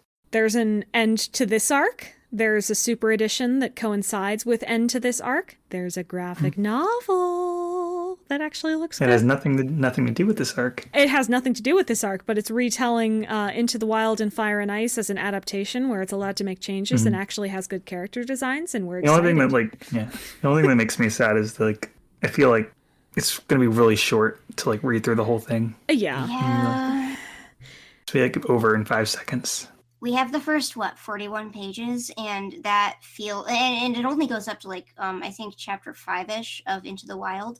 So I think that there's probably going to be a lot of corners that are being cut, especially probably in all those chapters where Fireheart's just doing chores and stuff. But I think that that 250 pages of graphic novel feels like 0 pages of graphic novel sometimes. I think adapting any written work to a shorter medium, it is always going to be a monumentous challenge that I would not personally undertake. The trend of turning, or I say it like it's a trend, the thing that happens where people adapt books into movies or books into comics or in any way try to make more consumable media out of their written work, it's always going to inevitably lose something. And the hope is just that you put enough of your own interesting things in it that it makes it worthwhile anyway. I mean, the end goal is for people to like it enough that they read Into the Wild or something. Yeah, exactly. Well, Actually, I think the goal is that they sell lots and lots of copies of this graphic novel. Yeah. Well, yes, that's the idea. But if you can get new fans to sell copies, that's like the best goal. Notably, and I hate to compare to Wings of Fire again, but with the graphic novel adaptations of their books, I personally know a lot of kids who only read the graphic novel adaptations because they tend to just read graphic novels in the first place. And I can't imagine that doesn't affect the Wings of Fire bottom line. No, I mean, that is 100% going to happen with this. Especially if they, because they're already planning Volume 2. Yeah. If they do it once per year, it might take a while before that, takes effect. Yeah. But I think at some point it's going to be profitable. I think at some point it's going to be enticing. And I'm glad that what we have so far looks like they're putting serious care into it. I'm very, very happy about it. I think that it's almost entirely in how much creative control the people who are making it have gotten. Oh, yeah. I think that if they were forced to be super, super strict to the actual text of the books, they would make a much worse product. I would agree. Yeah. God, I think that from what I understand, the Wings of Fire graphic novels basically outsell Wings of Fire at this point. I'm not 100% sure on this, but from what I've seen of sales numbers for Wings of Fire in general, Toei has sold lots of graphic novels. Short attention spans. Attention spans, and also there's a shift both in education styles right now and in realizations of child psychology, where a lot of kids, they're not reading graphic novels because they're lazy or because it's easier work, but because the graphic novels help to bridge the gap between what they're capable of comprehending in just written words and what they'd like to comprehend about stories. It helps push their reading abilities further. Well, yeah. Ideally, I can see that. You start, because it's right in the middle of picture books and regular traditional books. Yeah. And content-wise, they can put more advanced writing into the dialogue of graphic novels, and kids will still be able to understand it in a way they wouldn't if you just put the same dialogue into a written book. With on the other hand, if you just have a picture book, the expectation with those is that the level of writing be much lower in them, which can often discourage especially slightly older kids from reading them because it feels like it's talking down to them. Graphic novels end up hitting that sweet spot where it feels mature while still being accessible. When I was a kid, I pretty liberally read both comics and written stuff, and even as a child, I had an understanding that if it was a comic adaptation of something, I was getting less. But I would actually describe it as a trend that they're making these. Yeah. I know this is a comment from 10 minutes ago, but I think that graphic novel adaptations of various things started, somewhere in the 2010s, and they really picked up recently. Yeah. People started figuring out they're popular. And graphic novel adaptations of existing well-loved novels helps jump over the hurdle of maybe this comic isn't good, or maybe we'll spend so much time working on it and it won't be a story people like. Yeah, I get why it's a trend. I think they're making people lots of money. That too. The money, massive factor. It's hard to sell a book. Yeah, because just in general, even if it is shorter and that's a downside, sometimes for some people it's an upside because they can just read it without having to put aside a lot of time. Mm-hmm. So did you guys listen to that Ivy Pool's Heart AI generated prologue 4 times? What? Yep. What prologue? So on the Warriors website, they were putting up a vote to determine what the narrator for Ivy Pool's Heart should be between 4 options. Oh. And to show who should be the Ivy Pool's Heart narrator, they had all 4 narrators read maybe Ivy Pool's Heart? It has to do with Whistlepaw. Whistlepaw was getting a prophecy, so it's either an Ivy Pool's Heart prologue or a tie-in to Ivypool's Heart in Star, the sixth book of A Starless Clan. I'm almost convinced that it's just the prologue to Ivypool's Heart. It most likely is. But it wasn't an actual test. It was like an AI-generated voice test. Yeah. From what I understand, which is very scary. Well, they're all AI voices. Yeah. So what they did, they won't actually have the AI voices do the narration. But instead of having all 4 narrators read the chapter and potentially not get paid for it, they used voice samples of them to show approximately what their voices might be like in reading Ivypool's Heart, and then they'll actually give the job to the one who wins. Wow, why couldn't they just grab samples from different books? Because they have to pay. They have to pay to host them on the website or something. Potentially, but they wouldn't have to pay to use their. I mean, well, shouldn't they pay to use their likeness? Like, if you're making an AI generation of someone's voice, you should pay them for even the same amount that you'd pay them if they had the job themselves. Yeah. That's what, I don't know. HarperCollins just went on a strike about this. It's complicated. This is what they chose to do this time. I honestly am not a big fan of whenever they put up a poll to let the fans decide any decision about the books. Nor am I. This one in particular just feels a little icky. They don't phrase it this way, but it feels a lot like choose who gets a job today. Oh yeah. I like when they have us ask us what plushie should we make or what super edition should we make. What Frostpaw's name should be. No problem. Yeah, it gives me something to think about, something to talk about.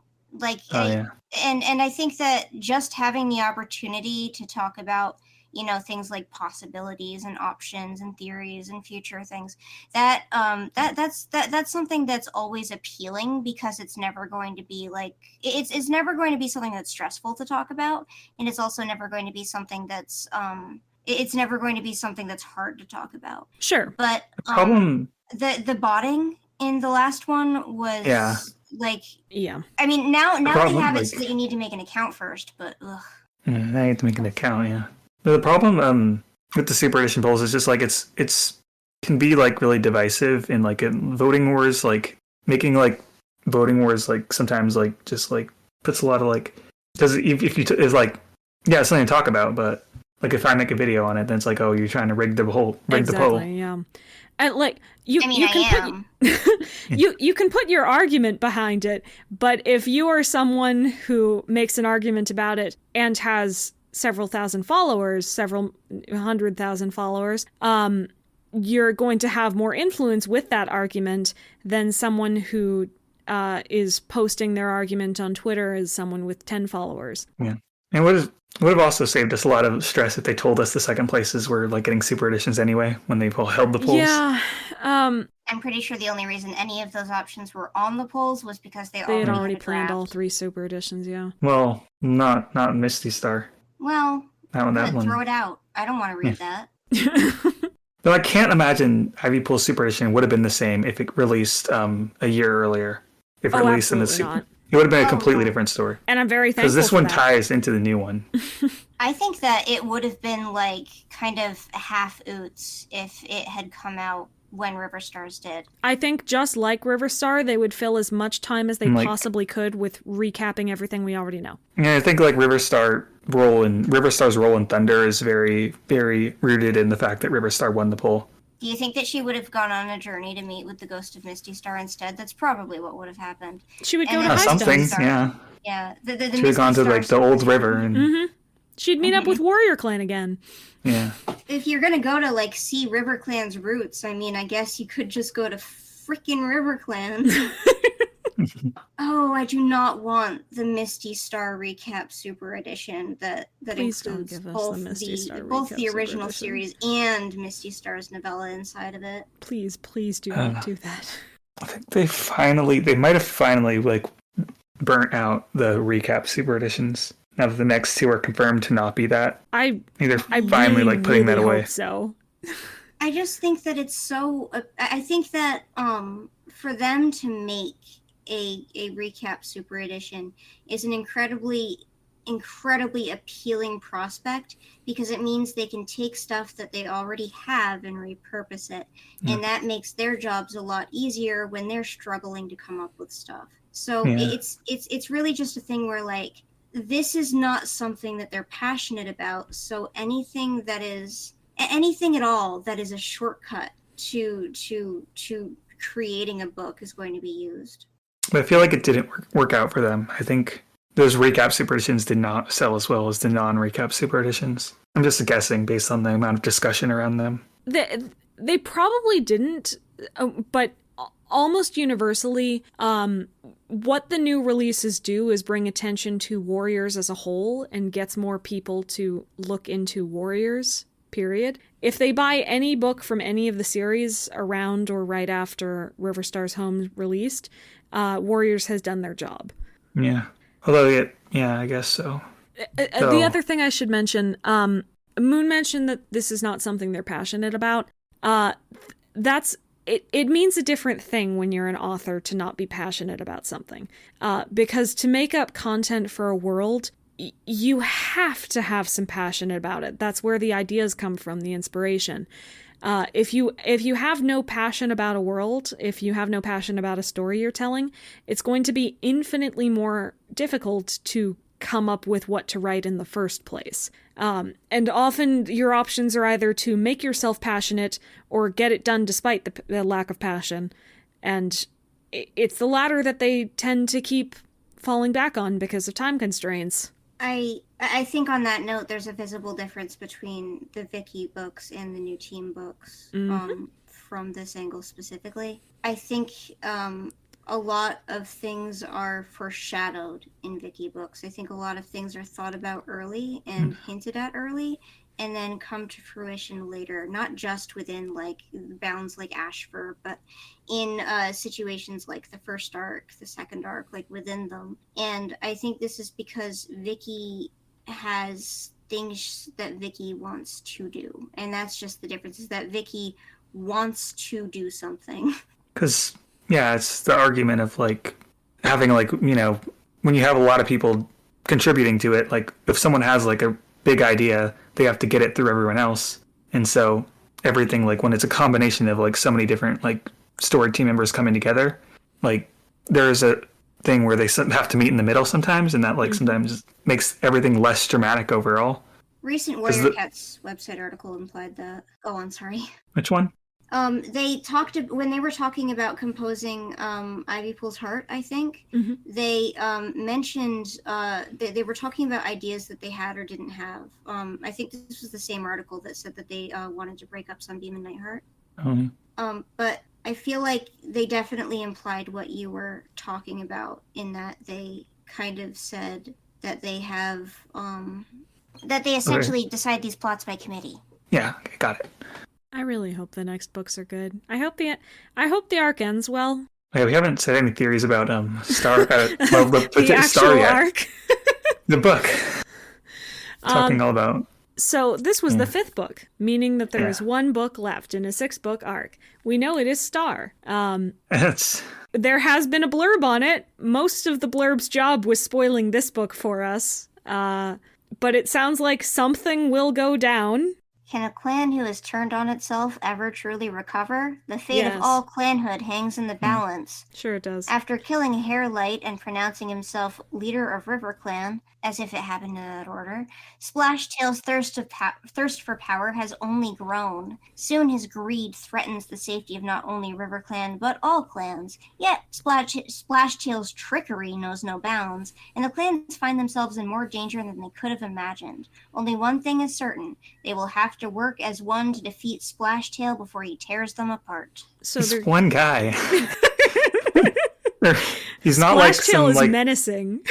He's not like Ashfur, where he has like supernatural powers. Nope. Splashtail, most villainous enemy we have ever faced. He's gonna pose a serious threat, and he needs all 4 clans to take him down. I wish like they like made him like a little more subtle, so like he could get more supporters, slightly or something. Please. But yeah, right now the only hope Splashtail has is like SkyClan just being like, yeah, we'll help you. Well, the thing is, I think they're going to make RiverClan fight for him anyway. I think they're just going to say, but we're so scared that we can't not fight. So we have to use all of our killing moves that Splashtail taught us. We're scared. We can't run away in the middle of the night like those other three did. That's too hard. Absolutely not. That would be ridiculous.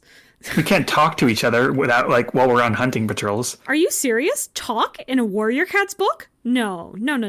Okay, so here's what's gonna happen. Frostpaw is gonna find the RiverClan renegades out in the woods. No, forget them. I forgot them already.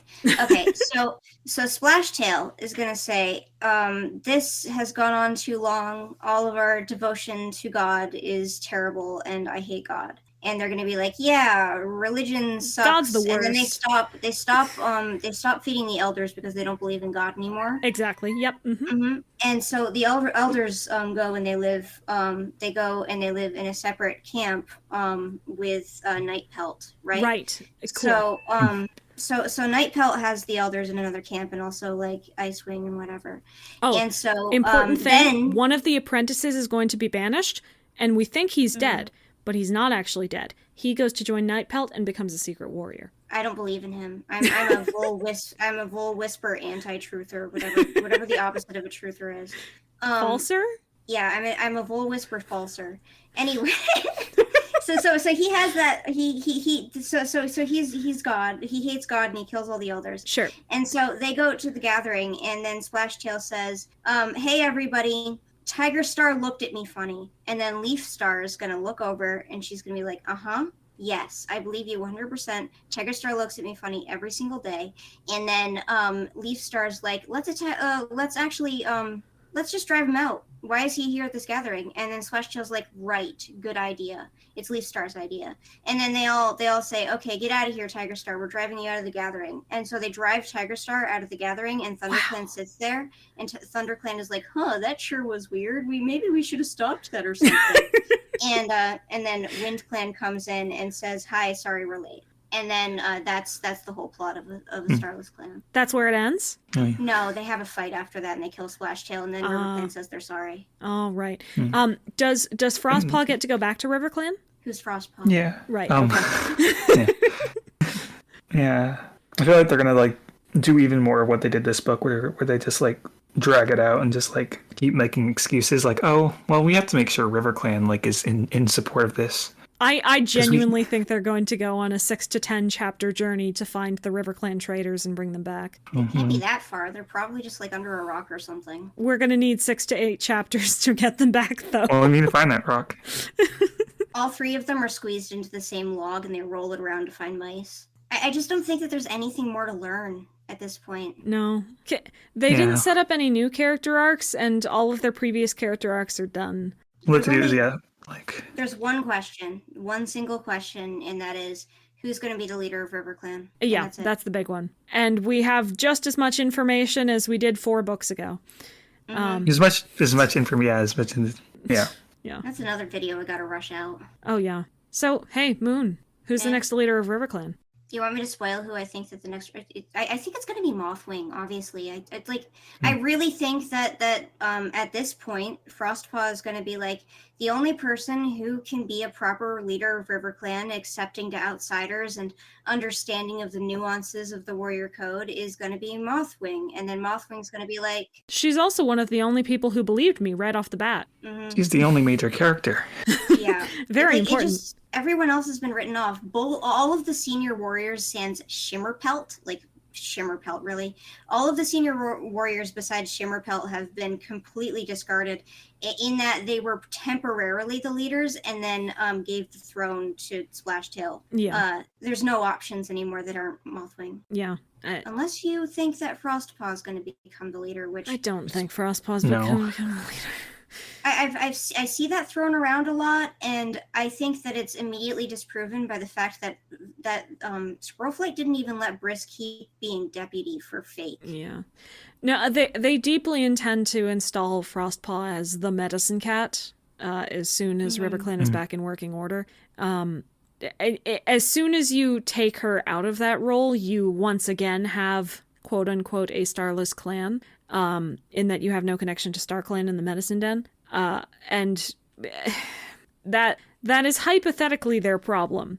So I don't think they're going to re-break that by making Frostpaw a leader. What do you think her medicine cat name's going to be? You were about to say warrior name, weren't you? I almost did, but I didn't. I have no idea. They keep coming up with relatively random ones. Like, oh yeah. Are there any names at all that are known to honor determination or independence? Names don't mean anything. Yeah, I know, but like hypothetically, Frost had to do with how Bristlefrost passed her assessment in the middle of Leafbear. Spring was just named after Dew Spring because that was his mentor. Woohoo! Shadowsight had to do with his sight. I think the mentor naming is probably going to happen. I think she's probably going to become Frostwing. Yeah. It very much could be. I don't think there are obvious suffixes that we've heard before, at least, that would immediately match up to things she has done. You could definitely write something new to signify what she has done, but it's not something they've done in the books yet, so it could be just about anything. Frost River to symbolize how she met Riverstar and also brought life back to RiverClan. Woohoo! Yeah. I wouldn't mind Frost River. But kind of a mouthful. A lot of, just 3 syllables. Bristlefrost is exactly the same amount of syllables. Well, okay, but Bristlefrost repeats the T. Frost River. Hey, friends at home, viewers watching through the screen, say Frost River to yourself 5 times and determine if you like this name in your mouth. I just think that there are a lot of names that would work fine that they avoid just because they sound a little awkward. That's fair. Yeah. But at the same time, I think that they should expand their horizons and allow more weird words in their names. So yes, please. And like the whole like not using Shadow Sky River or whatever, I think they should throw that in the trash too. Yes. I think it's been gone. Yeah, to some extent, Shadow Sight. Yeah. But yeah, I don't think there's anything to theorize about because there's just nothing happening. Well, aside from all the theories we just made. Yeah. Yeah. But all the stuff we just made up. Well, we're Magical Warriors YouTubers. It is our job to theorize about anything and everything, even when there's nothing there. And with that said, are there any closing thoughts on the book? Hey, Sunny, who do you think the deputy of RiverClan's gonna be? Oh, gosh. No. Can they make it Icewing? Can we just say Icewing and move on? She's 400 years old. I don't anyway, care. Closing I like thoughts. I hope the next one is good. Yep. Please make Star good. Please let Ivypool's heart be good. Get some ideas. And have characters talk. Ba-ba. If you like these people, you should check out their significantly smaller channels. I think it's very likely that you'll have missed one of them. So make sure you go and check out, what is this? Moonkitti. Forget that one. Move on. Cool, right. And BrightGuardianAkira. Yeah, so go check out those two. I'm sure they're written correctly in the description. And watch all of their videos front to back. Just have it playing on loop. Thank you both for coming. No problem. And I will say, see y'all next time.